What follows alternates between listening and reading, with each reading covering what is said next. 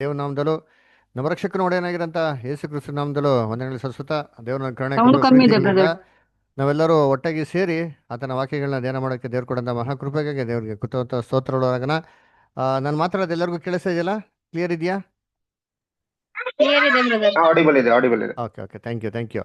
So ಕರ್ತನಲ್ಲಿ ಪ್ರೀತಿ ಅನ್ಸೋಸ್ಗಳೇ, ನಿಮ್ಗೆಲ್ಲರಿಗೂ ಒಂದು ಮುಖ್ಯವಾಗಿ ಒಂದು ಇನ್ಫಾರ್ಮೇಷನು ಏನಪ್ಪ ಅಂತಂದರೆ, 5 ಗಂಟೆ ಬ್ಯಾಚು ಏನಿತ್ತೋ ಅದನ್ನು ಈ ವಾರದಿಂದ 6ವರೆಗೆ ಶಿಫ್ಟ್ ಮಾಡಿದ್ದೀರಿ. ಇನ್ನು ಮುಂದೆ ಬರುವಂಥ ವಾರದಲ್ಲಿ ಪ್ರತಿ ಭಾನುವಾರ ಸಂಜೆ 6ವರೆಗೆ ಈ ಕ್ಲಾಸ್ ಇರ್ತದೆ, 5 ಗಂಟೆಗೆ ಇರಲ್ಲ. ಅದರಿಂದ ನೀವು ಈ Jesus loves ministry of free Bible ಸ್ಟಡಿಗೆ ದಯವಿಟ್ಟು ಮುಂದಿನ ವಾರದಿಂದ 6ವರೆಗೆ ಕರೆಕ್ಟಾಗಿ ಜಾಯ್ನ್ ಆಗಬೇಕು ಕೇಳ್ಕೊತೀನಿ. ಅದೇ ಕ್ಲಾಸಸ್ಗೆ ಕಂಟಿನ್ಯೂ ಆಗ್ತದೆ, ಓಕೆನಾ? ಅದೇ ಥರ ಹೊಸ ಕ್ರೈಸ್ತ ಸಹೋದರ ಸಹೋದರಿಗಳು ಯಾರು ನಿಮಗೆ ಗುರುತು ಪರಿಚಯ ಇದ್ದರೆ, ಅವರು ಕ್ಲಾಸ್ಗಳಿಗೆ ಇಂಟ್ರೆಸ್ಟ್ ಇದ್ದರೆ ದಯವಿಟ್ಟು ನೀವು ಮಾಡೋದು, ಈ ಕ್ಲಾಸ್ಗಳಿಗೆ ಸೇರಿಸ್ಬೋದು. ನಮ್ಮ ಯೂಟ್ಯೂಬ್ ಚಾನಲ್ಗೆ ಸಬ್ಸ್ಕ್ರೈಬ್ ಮಾಡಿ. QR ಕೋಡ್ ಇದೆ, ಆ QR ಕೋಡ್ ಮುಖಾಂತರ ವಾಟ್ಸಪ್ ಗ್ರೂಪ್ ಕೂಡ ಏನಾಗ್ಬೋದು, ಜಾಯ್ನ್ ಆಗ್ಬೋದು ಯಾರು ಇಂಟ್ರೆಸ್ಟ್ ಇದ್ದರೆ, ಓಕೆನಾ? ಸೊ ಕರ್ತನಲ್ಲಿ ಪ್ರೀತಿ ಅಂತ ಸೊರಸುಗಳೇ, ಕಳೆದ ವಾರ ತೊಗೊಂಡಿರೋ ಪಾಠದಲ್ಲಿ ಖಂಡಿತ ಹೋಗೋ ನಿಮ್ಗೆ ಯಾರಿಗೂ ಏನೋ ಡೌಟ್ಸ್ ಇಲ್ಲ ಅಂತ ನಾನು ಭಾವಿಸ್ತೀನಿ. ಹಾಗೂ ನೀವೇನೋ ಡೌಟ್ಸ್ ಇದೆ ಅಂತಂದರೆ ಈ ಮೀಟಿಂಗ್ ಆಗಿದೆ ಅಂತಿದ್ದಲ್ಲಿ ನೀವೇನು ಬೇಕೋ ಡೌಟ್ಸ್ಗಳು ಕೇಳಿದ್ರೆ ಆ ಡೌಟ್ಸ್ಗಳೆಲ್ಲ ನಾವು ಕ್ಲಾರಿಫೈ ಮಾಡೋಕ್ಕೆ ಏನು ಮಾಡ್ತೀವಿ, ಪ್ರಯತ್ನ ಮಾಡೋಣ. ಕರ್ತನಲ್ಲಿ ಪ್ರೀತಿ ಅನ್ಸೋರ್ಗಳೇ, ಇವತ್ತು ನಾವು ನೋಡೋಂಥ ಪಾಠ ಏನಪ್ಪ ಅಂತಂದರೆ ದೇವರ ದರ್ಶನ ಗುಡಾರ, ಅದರ. ಸೊ ಈ ದೇವ್ರ ದರ್ಶನ ಗುಡಾರ ನಾವೇನು ಮಾಡ್ತೀರಿ, ನಮ್ಮ ಸತ್ಯವೇದದಲ್ಲಿ ಎಷ್ಟೋ ಸತಿ ಏನು ಮಾಡ್ತೀವಿ, ನಾವು ಓದಿರ್ತೀರಿ ಅದರ. ಯಾಕಂದರೆ ದೇವ್ರ ದರ್ಶನ ಗುಡಾರ ಬಂದ್ಬಿಟ್ಟು ಬೈಬಲ್ನಿರೋಂಥ ಒಂದು ತುಂಬ ಮುಖ್ಯವಾಗಿರೋಂಥ ಏನ್ರಿ ಒಂದು ಎಲ್ಲ ಪಾಠಗಳಲ್ಲಿ ತುಂಬ ಮುಖ್ಯವಾಗಿರೋಂಥ ಪಾಠ. ಯಾಕಂದರೆ ನಾವು ಎಷ್ಟೋ ಸತಿ ಓದ್ಬೇಕಾರೆ ನಮಗೆ ತುಂಬ ಕುತೂಹಲ ಏನು ಮಾಡ್ತಾರೆ, ಇದು ಕ್ರಿಯೇಟ್ ಮಾಡಿರ್ತಾರೆ ಅದರ. ಏನಪ್ಪ ಇದು ದೇವ್ರ ದರ್ಶನ ಗುಡಾರದಲ್ಲಿ ಈ ಥರ ಇದೆ, ಆ ಥರ ಇದೆ, ಅಲ್ಲೇ ಗಂಗಾಳ ಇದೆ, ಕೈ ತೊಳೆಯೋಕ್ಕೆ ಸ್ಥಳ ಎಲ್ಲ ಇದೆ, ಅದರ ಬಲಿಪೀಠ ಇದೆ, ಬಲಿ ಕೊಡಬೇಕು ಅಂತ ಹೇಳ್ತಾರೆ, ರಕ್ತನ ಇದೇ ಥರ ಚಿಮಿಸ್ಬೇಕು ಅಂತ ಹೇಳ್ತಾರೆ. ಯಾಕೆ ಹಿಂಗೆ ಮಾಡಿದ್ರು ಇದೆಲ್ಲ ದೇವರು, ಯಾತಕ್ಕಾಗಿ ಇದು ಅರ್ಥ ಏನು ಅಂತ ತಿಳ್ಕೊಳಕ್ಕೆ ನಾವು ಎಷ್ಟೋ ಸತಿ ಏನು ಮಾಡ್ತೀವಿ, ನಾವು ತುಂಬ ಪ್ರಯತ್ನ ನಾವು ಮಾಡಿತೀರಿ ಅಂದ್ರೆ. ಅದನ್ನ ಕರ್ತನಲ್ಲಿ ಪ್ರೀತಿ ಅಂತ ಸರುಗಳೇ, ಇವತ್ತು ಏನು ಮಾಡೋಣ ಅಂತಂದರೆ ಈ ದೇವ್ರ ದರ್ಶನ ಗುಡಾರದ ಸತ್ಯಾಂಶಗಳನ್ನ ನಾವೇನು ಮಾಡೋಣ, ನಾವು ಸಂಪೂರ್ಣವಾಗಿ ಸತ್ಯವೇದಲ್ಲಿ ತಿಳ್ಕೊಳ್ಳೋಣ. ಅದರ ಈ ಒಂದು ದೇವ್ರ ದರ್ಶನ ಗುಡಾರ ಕಟ್ಬೇಕಾದ್ರೆ ದೇವರು ಏನಪ್ಪ ಮೋಸೆಗೆ ಹೇಳಿದ್ರು ಅಂತಂದರೆ, ಇದನ್ನು ಏನ್ರಿ ತುಂಬ ಸ್ಟ್ರಿಕ್ಟಾಗಿ ಕಟ್ಟಬೇಕು, ಇದರಲ್ಲಿ ಯಾವುದೇ ರೀತಿ ಲೋಪದೋಷಗಳಿರಬಾರ್ದು. ಆಮೇಲೆ ಇದರಲ್ಲಿ ದೇವರು ಹೇಳೋಂಥ ಮಾತು ಮೀರಿ ಸ್ವಲ್ಪ ಸ್ವಲ್ಪ ಕೂಡ ಮಿಸ್ಟೇಕ್ಸ್ ಮಾಡಬಾರ್ದು ಅಂತ ಹೇಳ್ತಾರೆ. ಯಾಕಂದ್ರೆ ಸ್ವಲ್ಪ ಮಿಸ್ಟೇಕ್ಸ್ ಮಾಡಿದ್ರು ಕೂಡ ದೇವ್ರು ಕೊಡ್ತಾ ಇರೋಂಥ ಒಂದೇ ಶಿಕ್ಷೆ ಏನಪ್ಪ ಅಂದರೆ ಮರಣದಂಡನೆ ಅಲ್ದರ. ಅದರಿಂದ ಮೋಸೆ ಹೆಂಗೆ ದೇವರು ಬೆಟ್ಟದ ಮೇಲೆ ಹೆಂಗೆ ನೋಡಿಸ್ತಾರೋ ಅದೇ ರೀತಿ ಏನು ಮಾಡ್ತಾರೆ, ಅವರು ಹಂಗೆ ಸ್ಟ್ರಿಕ್ಟಾಗಿ ಮಾಡ್ತಾರೆ. ಯಾತಕ್ಕಾಗಿ ಹಂಗೆ ಮಾಡಿದ್ರು ಅಂತಂದರೆ, ಇದು ಏನಂತ ಹೇಳ್ತಾರೆ ಸತ್ಯವೇದದಲ್ಲಿ, ಪರಲೋಕದಲ್ಲಿರುವಂಥ ಎಲ್ಲ ದೇವರ ಆಲಯಕ್ಕೆ ಇದು ಛಾಯೆ ಆಗಿದೆ ಅಂತ ಏನು ಮಾಡ್ತಾರೆ ಸತ್ಯವೇದರು ಹೇಳ್ತಾರೆ. ಎಲ್ಲಿ ಕೊಟ್ಟಿದೆ ನೋಡಿ, ಓದನ. ಹಿಬ್ರೇಯರ್ ಬಂದ ಪತ್ರಿಕೆ 8ನೇ ಅಧ್ಯಾಯ 5ನೇ ವಾಕ್ಯ. ಹಿಬ್ರೇಯರು 8:5 ಓದ್ರಿ ಯಾರಾದ್ರು. ಅವರು ಪರಲೋಕದಲ್ಲಿರುವ ದೇವಾಲಯದ ಪ್ರತಿರೂಪವು ಛಾಯೆಯೂ ಆಗಿರುವ ಆಲಯದಲ್ಲಿ ಯಾಜಕತ್ವವನ್ನು ನಡೆಸುವವರು. ಮೋಶೆ ದೇವದರ್ಶನ ಗುಡಾರವನ್ನು ಮಾಡೋದಕ್ಕಿದ್ದಾಗ ಬೆಟ್ಟದಲ್ಲಿ ನಾನು ನಿನಗೆ ತೋರಿಸಿದ ಮಾದರಿಯ ಪ್ರಕಾರವೇ ಎಲ್ಲವನ್ನೂ ಮಾಡಿಸಬೇಕು ಎಂಬ ಹೌದಾ? ದೈವಕ್ಕೆ ಅವನಿಗೆ ಉಂಟಾಯಿತು. Very good sir, thank you. ಸರಿ ನೋಡ್ಬೇಕಾದ್ರೆ ಏನು ದೇವ್ರು ಹೆಂಗೆ ಹೇಳ್ತಾರೋ ಅದೇ ಥರ ಮಾಡಬೇಕು ಅಂತ ಅಂದ್ಬಿಟ್ಟು ದೇವ್ರು ಹೇಳಿದ್ರಿಂದ ಎಕ್ಸಾಕ್ಟಾಗಿ ಅದೇ ಥರ ಮಾಡ್ತಾರೆ. ಅದಕ್ಕೆ ದೇವ್ರು ಕೊಡ್ತಾರಂಥ ಒಂದು ಪೆನಾಲ್ಟಿ ಏನಪ್ಪ ಅಂದರೆ ಡೆತ್ ಪೆನಾಲ್ಟಿ. ನೋಡಿ ಓದೋಣ, ಅರಣ್ಯಕಾಂಡ 4:15 ಓದ್ರಿ ಯಾರಾದ್ರು ಸಹೋದರ ಸಹೋದರಿಗಳು.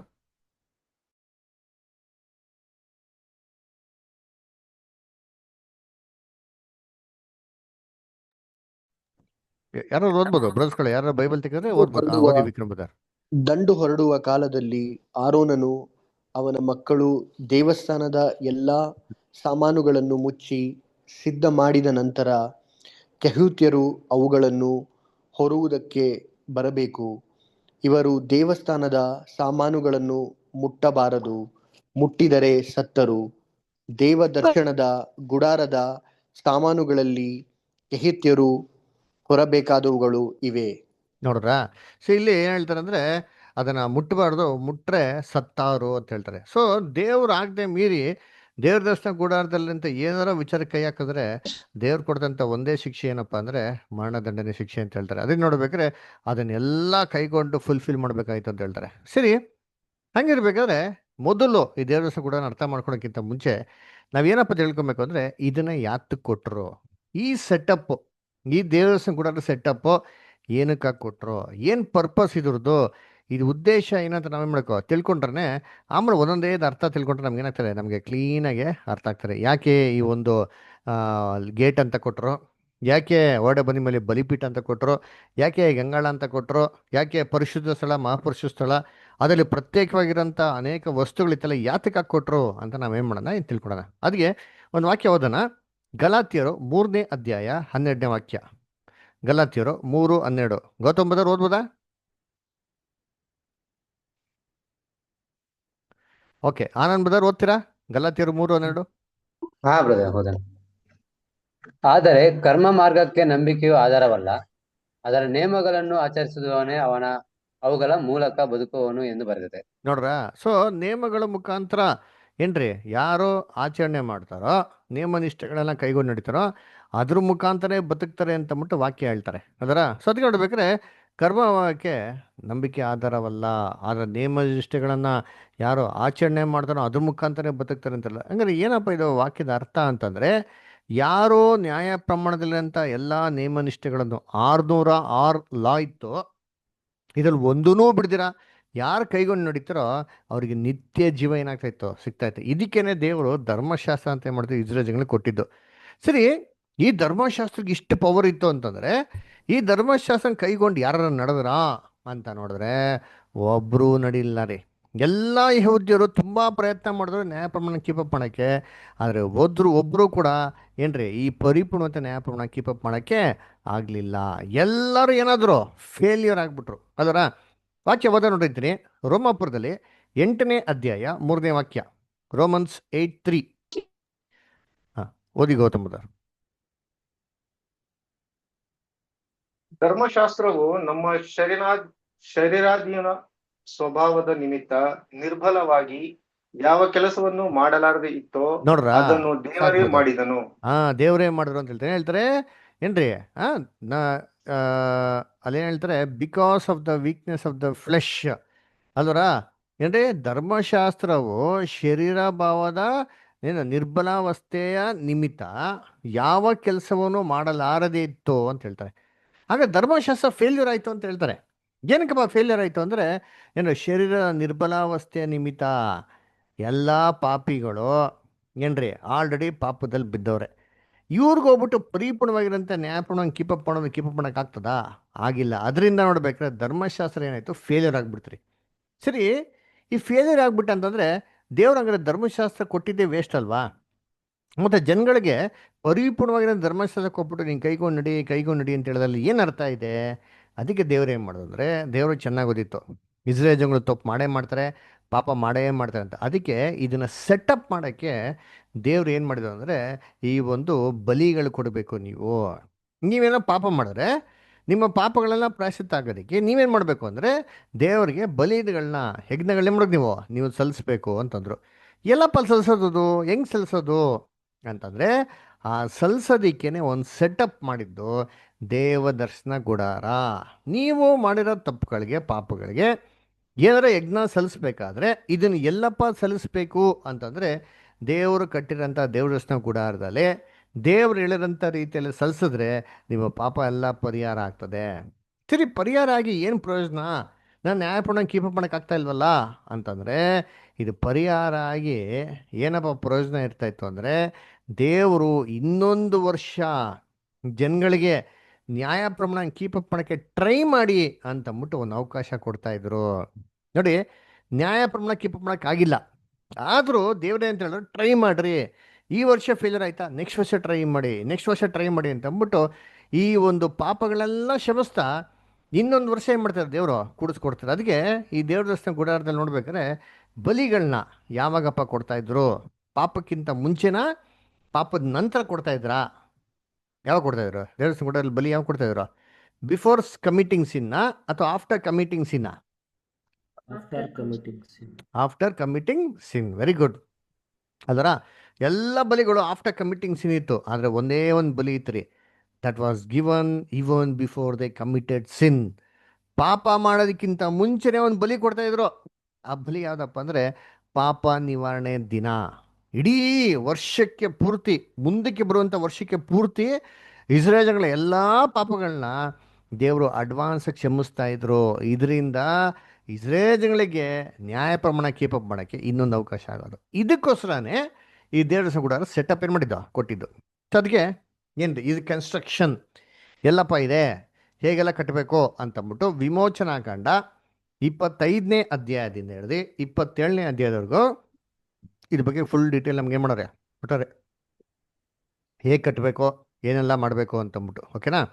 ಸರಿ, ಇದರದ್ದು ಎಕ್ಸಿಕ್ಯೂಷನ್ ಅಂತಂದರೆ ಇದರಲ್ಲಿ ಯಾವ ರೀತಿ ಕೆಲಸ ಮಾಡಬೇಕು, ಹೇಗೆ ಮಾಡಬೇಕು, ಬಲಿಗಳನ್ನೆಲ್ಲ ಹೆಂಗೆ ಕೊಡಬೇಕು, ಅದರ ಧೂಪನ ಹೇಗೆ ಹಾಕಬೇಕು ಅಂತಂದ್ಬಿಟ್ಟು ಇದ್ರ ಬಗ್ಗೆ ನಮಗೆ ವಿಮೋಚನಾಕಾಂಡ 35ನೇ ಅಧ್ಯಾಯದಿಂದ 40ನೇ ಅಧ್ಯಾಯ ಸ್ಪಷ್ಟವಾಗಿ ಕ್ಲೀನಾಗಿ ಏನು ಮಾಡಿಕೊಟ್ಟಾರೆ. ಇನ್ನು ದಯವಿಟ್ಟು ಏನು ಮಾಡಿ ಇವತ್ತು ಕ್ಲಾಸೆಲ್ಲ ಕೇಳಿದ್ಮೇಲೆ ಈ ವಿಮೋಚನಾಕಾಂಡದಲ್ಲಿ ಇಷ್ಟು ಅಧ್ಯಾಯಗಳನ್ನ ಹೋದರೆ ನಾವು ಹೇಳ್ಕೊಡೋದು ನಿಮ್ಗೆ ಕ್ಲಿಯರಾಗಿ ಅರ್ಥ ಆಗ್ತಾರೆ. ಅದಕ್ಕೆ ದೇವ್ರ ದರ್ಶನ ಗುಡಾರ ಅಂತ ಹೇಳ್ಬೇಕಾದ್ರೆ ನೋಡ್ರಿ ಇರ್ತೀನಿ, ಈ ಒಂದು ಫಸ್ಟ್ ಏನೈತಾರೆ ಒಂದು ಕೋರ್ಟ್ ಇತ್ತು, ಅಂಗಳ ಅಂತ ಹೇಳ್ತಾರೆ.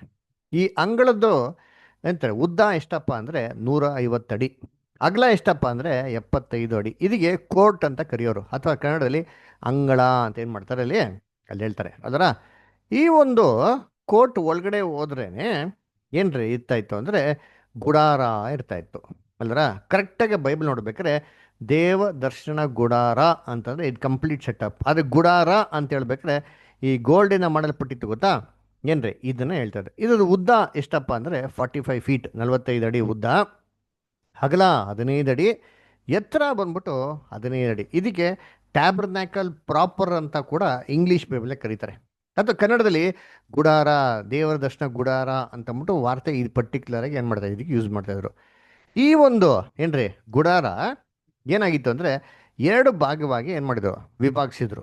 ಒಂದು ಏನು ಹೇಳ್ತಾರೆ ಅಂತಂದರೆ ಪರಿಶುದ್ಧ ಸ್ಥಳ, ಇನ್ನೊಂದು ಮಹಾಪರಿಶುದ್ಧ ಸ್ಥಳ ಅಂತ. ಮಹಾಪರಿಶುದ್ಧ ಸ್ಥಳ ಎಷ್ಟಪ್ಪ ಇತ್ತು ಅಳತೆ ಅಂತ ನೋಡಿದ್ರೆ 15 ಅಡಿ ಅಗಲ, 15 ಅಡಿ ಉದ್ದ, 15 ಅಡಿ ಎತ್ತರ, ಚಚ್ಚೋಕವಾಗಿತ್ತು. ಅಂದರೆ ಈ ಒಂದು ದೇವ್ರ ದರ್ಶನ ಗುಡಾರದಲ್ಲಿದ್ದಂಥ ಮಹಾಪರಿಶುದ್ಧ ಸ್ಥಳ ಪರ್ಫೆಕ್ಟ್ ಕ್ಯೂಬಾಯ್ಡ್ ಆಗಿತ್ತು. ಚಚೌಕ ಅಂತ ಹೇಳ್ತಾರೆ ಗೊತ್ತಾ, ಅಂದರೆ ಕ್ಯೂಬಾಯ್ಡ್ ಕ್ಲೀನಾಗಿ ಎಲ್ಲ ಒಂದು ಆ್ಯಂಗಲಲ್ಲಿ 15 ಫೀಟ್ 15 ಫೀಟ್ 15 ಫೀಟ್.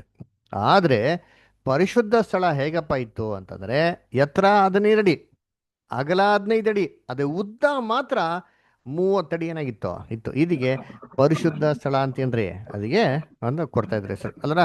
ಸರಿ, ಈ ದೇವದರ್ಶನ ಗುಡಾರದಲ್ಲಿರೋಂಥ ಎಲ್ಲ ವಸ್ತುಗಳನ್ನ ಹೇಗಪ್ಪ ಮಾಡಿದ್ರು, ಯಾವುದರಿಂದ ಮಾಡ್ತಾಯಿದ್ರು ಅಂತ ನೋಡ್ದ ಅಂತಂದರೆ ಇದಕ್ಕೆ ಜಾಲಿ ಮರ ಏನು ಮಾಡ್ತಾಯಿದ್ರು ಯೂಸ್ ಮಾಡ್ತಾರೆ. ಯಾವ ಮರ ಅಂತಂದರೆ ಜಾಲಿ ಮರ ಅಥವಾ ಅಕಾಸಿಯಾ ವುಡ್ ಅಥವಾ ಸಿತ್ತಿಮ್ ಮರ ಅಂತ ಏನು ಮಾಡ್ತಾರೆ ಅಲ್ಲಿ ಹೇಳ್ತಾರೆ. ಅದರ ಈ ಮರದಿಂದನೇ ಏನು ಮಾಡ್ತಾಯಿದ್ರು ಅಂದರೆ ಈ ದೇವ್ರ ದರ್ಶನ ಗುಡಾರಂತ ಎಲ್ಲ ಒಂದು ಐಟಮ್ಗಳು ಏನು ಮಾಡ್ತಾಯಿದ್ದು ಅವರು ಕಟ್ತಾ ಇದ್ದಿದ್ದು ಅಲ್ದ್ರ. ಸರಿ ನೋಡಿ, ಇದೆಲ್ಲ ಪಿಲ್ಲರ್ಗಳು, ಎಲ್ಲ ಬೀಮ್ಗಳು ಏನ್ರಿ ಎಲ್ಲವನ್ನು ಸ್ಪಷ್ಟವಾಗಿ ಕ್ಲಿಯರಾಗಿ ತುಂಬ ಚೆನ್ನಾಗಿ ಯಾವ ವುಡ್ಡಲ್ಲಿ ಮಾಡ್ತಾಯಿದ್ದಪ್ಪ ಅಂದರೆ ಈ ಒಂದು ಅಕಾಸಿಯಾ ವುಡ್ ಅದರ ಜಾಲಿ ಮರದಲ್ಲಿ ಮಾಡಿಬಿಟ್ಟು ಈ ಒಂದು ಜಾಲಿ ಮರದ ಮೇಲೆ ಚಿನ್ನದ ತಗಡುಗಳನ್ನ ಏನು ಮಾಡಿದ್ರು ಒದ್ದಕ್ಕೆ ಥರ ಈ ಥರ ಒಚ್ಚಿಬಿಡ್ತಾರೆ ನೋಡಿ ಕ್ಲೀನಾಗಿ ನೋಡಿ. ಏನೋ ವುಡನ್ ಲಾಗ್ಸ್ ಮಾಡಿಬಿಟ್ಟು ಅಥವಾ ವುಡ್ಡಿಂದ ಬೀಮ್ಗಳನ್ನ ಮಾಡಿಬಿಟ್ಟು ಅದ್ರ ಮೇಲೆ ಈ ಚಿನ್ನದ ತಗಡುಗಳನ್ನ ಏನು ಮಾಡಿದ್ರು ಕ್ಲೀನಾಗಿ ಹಾಕ್ಬಿಟ್ಟು ಮುಚ್ಚಿಬಿಡ್ತಾಯಿದ್ರು. ಸರಿ, ಯಾಕೆ ದೇವರು ಚಿನ್ನದ ತಗಡನ್ನ ಮಾತ್ರ ಹಾಕಿದ್ರು? ದೇವರು ಮನಸ್ಸು ಮಾಡಿದರೆ ಏನು ಮಾಡ್ಬೋದಾಗಿತ್ತು, ಅಲ್ಲಿ ಚಿನ್ನದ ಒಂದು ಕಂಬಗಳನ್ನೇ ಮಾಡ್ಬೋದಿತ್ತಲ್ಲ. ಅಪ್ಪಟ ಚಿನ್ನದಿಂದ ಒಂದು ಏನು ಮಾಡೋಯ್ತು, ಸ್ತಂಭನೆ ಮಾಡ್ಬೋಯ್ತು, ಕಂಬಗಳೇ ಮಾಡ್ಬೋಯ್ತು, ಪಿಲ್ಲರ್ಗಳು ಮಾಡ್ಬೋಯ್ತು. ಅದು ಬದಲಾಗಿ ಯಾಕೆ ಈ ಥರ ಬರೀ ಏನು ಜಾಲಿ ಮರದಿನ ಮಾಡಿಬಿಟ್ಟು ಚಿನ್ನದ ತಗಡನ್ನ ಹಾಕಿದ್ರು? ಯಾಕೆ ಅಂತಂದರೆ ಚಿನ್ನದ ಸ್ಪೆಸಿಫಿಕ್ ಗ್ರಾವಿಟಿ ಹೇಗಪ್ಪ ಇದೆ ಅಂತಂದರೆ ಎಲ್ಲ ಮೆಟಲ್ಸ್ಗೆ ಕಂಪೇರ್ ಮಾಡಿದ್ರೆ ಹೈಯೆಸ್ಟ್ ಸ್ಪೆಸಿಫಿಕ್ ಗ್ರಾವಿಟಿ ಯಾವ ಮೆಟ್ಲಿಗಪ್ಪ ಇರೋದಂದರೆ ಚಿನ್ನಕ್ಕಿರೋದ್ರಿ ಅಲ್ವರ. ಏನಿದು ಸ್ಪೆಸಿಫಿಕ್ ಗ್ರಾವಿಟಿ ಏನು ಬದ್ರಿ ಇದು ನಮ್ಗೇನು ಗೊತ್ತ ಸ್ಪೆಸಿಫಿಕ್ ಗ್ರಾವಿಟಿ ಅಂತಂದರೆ ದ ಸ್ಪೆಸಿಫಿಕ್ ಗ್ರಾವಿಟಿ ಅಂತಂದರೆ ಏನ್ರಿ the gravitational full of A metal. ಅಂದರೆ ಒಂದು ಒಂದು ಲೋಹದ ಭೂಲೋಕದ ಸೆಳೆತ ಅದಕ್ಕೆ ಹೇಳೋದು ಸ್ಪೆಸಿಫಿಕ್ ಗ್ರಾವಿಟಿ ಅಂತ ಹೇಳ್ತಾರೆ. ಇದು ಎಲ್ಲ ಲೋಹಗಳಕ್ಕಿಂತ ಚಿನ್ನಕ್ಕೆ ಜಾಸ್ತಿ ಇದೆ ರೀ ಏನ್ರಿ. ಅಂದರೆ ಏನಪ್ಪ ಅರ್ಥ ನೋಡಿ, ಇವಾಗ ಒಂದು 100 ಗ್ರಾಮ್ ಕಬ್ಬಣ 100 ಗ್ರಾಮ್ ಚಿನ್ನ ನೀವು ಪಕ್ಕದ 2 ಕೈನಲ್ಲಿ ಇಟ್ಕೊಳ್ಳಿ ಅಂತೀರಿ. ಒಂದು ಕೈನಲ್ಲಿ ಚಿನ್ನ ಇಟ್ಕೊಳ್ಳಿ, ಇನ್ನೊಂದು ಕೈನಲ್ಲಿ ಏನ್ರಿ 100 ಗ್ರಾಮ್ ಕಬ್ಬಣ ಇಟ್ಕೊಳ್ಳಿ. ಭೂಮಿಯ ಸೆಳೆತ ಯಾವುದ್ರಲ್ಲಿ ಜಾಸ್ತಿ ಇದೆ ಅಂತ ನೋಡಿದ್ರೆ ಚಿನ್ನದಲ್ಲಿ ಜಾಸ್ತಿ ಇದೆ ರೀ. ನೀವ್ಯಾರು ಏನ್ರಿ ಗೋಲ್ಡನ್ ಬಿಸ್ಕೆಟ್ ಏನೋ ಮುಟ್ಟಿದ್ರೆ ಅದು ಎಕ್ಸ್ಪೀರಿಯನ್ಸ್ ಮಾಡಿ, ಇಲ್ಲಾಂದರೆ ನಿಮಗೇನೋ ದುಬೈಗೆ ಹೋಗೋಕ್ಕೆ ಚಾನ್ಸ್ ಸಿಕ್ಕರೆ ದಯವಿಟ್ಟು ನೋಡಿರ್ತೀನಿ, ಎಕ್ಸ್ಪೀರಿಯನ್ಸ್ ಮಾಡಿ ಅದಂತೀನಿ, ರಿಯಲ್ ಆಗಿ ನೀವು ಫೀಲ್ ಮಾಡಿ ನೋಡ್ತೀರಾ. ಅದರ ಏನ್ರಿ ಒಂದು 100 ಗ್ರಾಮ್ ಬಿಸ್ಕೆಟು ಗೋಲ್ಡ್ ಕೈನೇ ಇಟ್ಕೊಂಡ್ರೆ ಅಷ್ಟು ಒಂದು ಸೆಳೆತ ಏನಾಗಿರ್ತಾರೆ ಇರ್ತದ್ರಿ.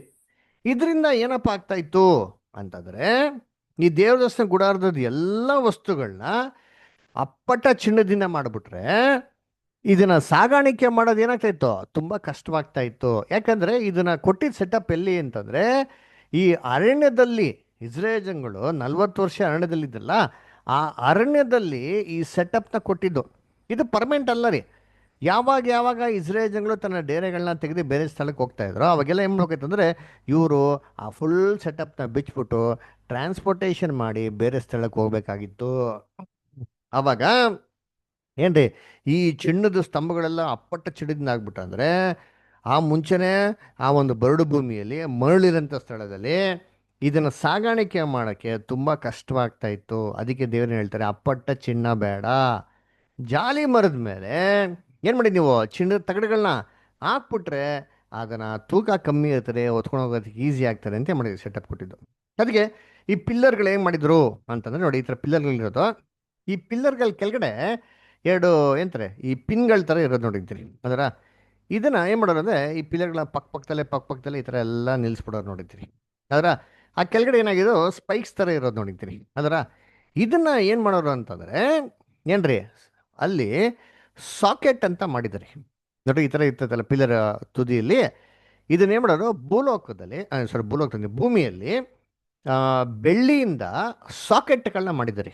ಇದನ್ನ ಬೆಳ್ಳಿಯಿಂದ ಮಾಡಿದಂಥ ಸಾಕೆಟ್ಗಳನ್ನ ಭೂಮಿಯಲ್ಲಿ ಊದ್ಬಿಟ್ಟು ನೋಡ್ರಿ, ಆ ಒಂದು ಬೆಳ್ಳಿ ಸಾಕೆಟ್ಗಳ ಒಳಗಡೆ ಈ ಥರ ಈ ಪಿಲ್ಲರ್ಗಳು ಏನು ಮಾಡೋರಂತ ಒಂದೊಂದೇ ಆ ಸಾಕೆಟ್ ಒಳಗೆ ಹಾಕ್ಬಿಟ್ಟು ಪಕ್ಕದಲ್ಲೇ ಜೋಡಿಸ್ಬಿಟ್ಟು ಲಾಕ್ ಮಾಡಿಬಿಡೋರು. ಅದರಿಂದ ಏನಾಗೋದು ಅಂತಂದರೆ, ಆ ಒಂದು ಏನೇ ಸಮಸ್ಯೆ ಬಂದರೂ ದೇವ್ರ ದರ್ಶನ ಗುಡಾರ ಅಲ್ಲಾಡ್ತಾ ಇರಲಿಲ್ಲ, ಎಂಥ ಗಾಳಿ ಬಂದರೂ ಸರಿ. ಅದಕ್ಕೆ ಈ ಥರ ಲಾಕ್ ಮಾಡಿಬಿಟ್ರು. ಅದನ್ನ ಇಂಟರ್ಲಾಕ್ ಆಗಿ ಮಾಡೋದಕ್ಕೆ ಏನ್ರಿ ರಾಡ್ಗಳು ಹಾಕ್ಬಿಟ್ಟು ಪಿಯರ್ಸ್ ಮಾಡಿ ಫುಲ್ ಬಂದೋಬಸ್ತ್ ಮಾಡಿಬಿಟ್ರು ಅಂತೆ. ಏನೇ ಕಾರಣಕ್ಕೆ ಏನು ಮಾಡ್ತಾ ಇರೋದು ಅಲ್ಲಾಡ್ತಾ ಇರಲ್ಲ. ನೋಡಿ ಈ ವಿಡಿಯೋಲಿ ನೋಡ್ಬೋದು, ನೋಡಿರ್ತೀನಿ ನೋಡಿ, ಈ ಥರ ಏನಿದು ಆ ಸ್ಪೈಕ್ಸ್ ಇರೋದು, ಆ ಸ್ಪೈಕ್ಸ್ನೆಲ್ಲ ಬಿಟ್ಟು ಕೆಳಗೆ ಇರೋಂಥ ಒಂದು ಸಿಲ್ವರ್ ಬೇಸಲ್ಲಿ ಆ ಸಾಕೆಟ್ಸ್ ಇರೋದು, ಆ ಸಾಕೆಟ್ಸ್ ಒಳಗೆ ಕಂಪ್ಲೀಟ್ ಮಾಡೋದು, ಲಾಕ್ ಮಾಡಿಬಿಡೋರು ಎಲ್ಲ. ಈ ಥರ ಪಿಲ್ಲರ್ ಲಾಕ್ ಮಾಡಿದ್ಮೇಲೆ ಆ ಪಿಲ್ಲರ್ಗಳ ನಡುವೆ ಗೋಲ್ಡನ್ ಬಾರ್ಸ್ನ ಹಾಕ್ಬಿಟ್ಟು ಲಾಕ್ ಮಾಡೋರು. ಇದು ಲಾಕ್ ಮಾಡೋದು ಏನಾಗೋದು ಅಂದರೆ, ಯಾವುದೇ ಡೈರೆಕ್ಷನಲ್ಲಿ ಏನು ದೇವದರ್ಶನ ಕೂಡ ಅಲ್ಲಾಡ್ಸೋಕ್ಕೆ ಆಗ್ತಾ ಇರಲ್ಲ ನೋಡ್ತೀನಿ.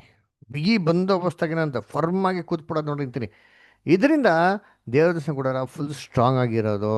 ಕರ್ತನಲ್ಲಿ ಪ್ರೀತಿ ಅಂತ ಸಹೋದರ ಸಹೋದರಿಯರೇ, ಈ ರೀತಿಯೇ ದೇವ್ರ ದರ್ಶನ ಕೂಡ ಅಂತ ಪರಿಶುದ್ಧ ಸ್ಥಳ ಮತ್ತು ಮಹಾಪರಿಶುದ್ಧ ಸ್ಥಳನ ಸೆಟಪ್ ಮಾಡಿದ್ದು. ಸರಿ, ಸೆಟಪ್ ಮಾಡಿದ್ಮೇಲೆ ಈ ಮಹಾಪರಿಶುದ್ಧ ಸ್ಥಳಕ್ಕೂ ಸೆಂಟ್ರಲ್ಲಿ ಒಂದು ಪಾರ್ಟಿಷನ್ ಏನು ಮಾಡಿದ್ರು.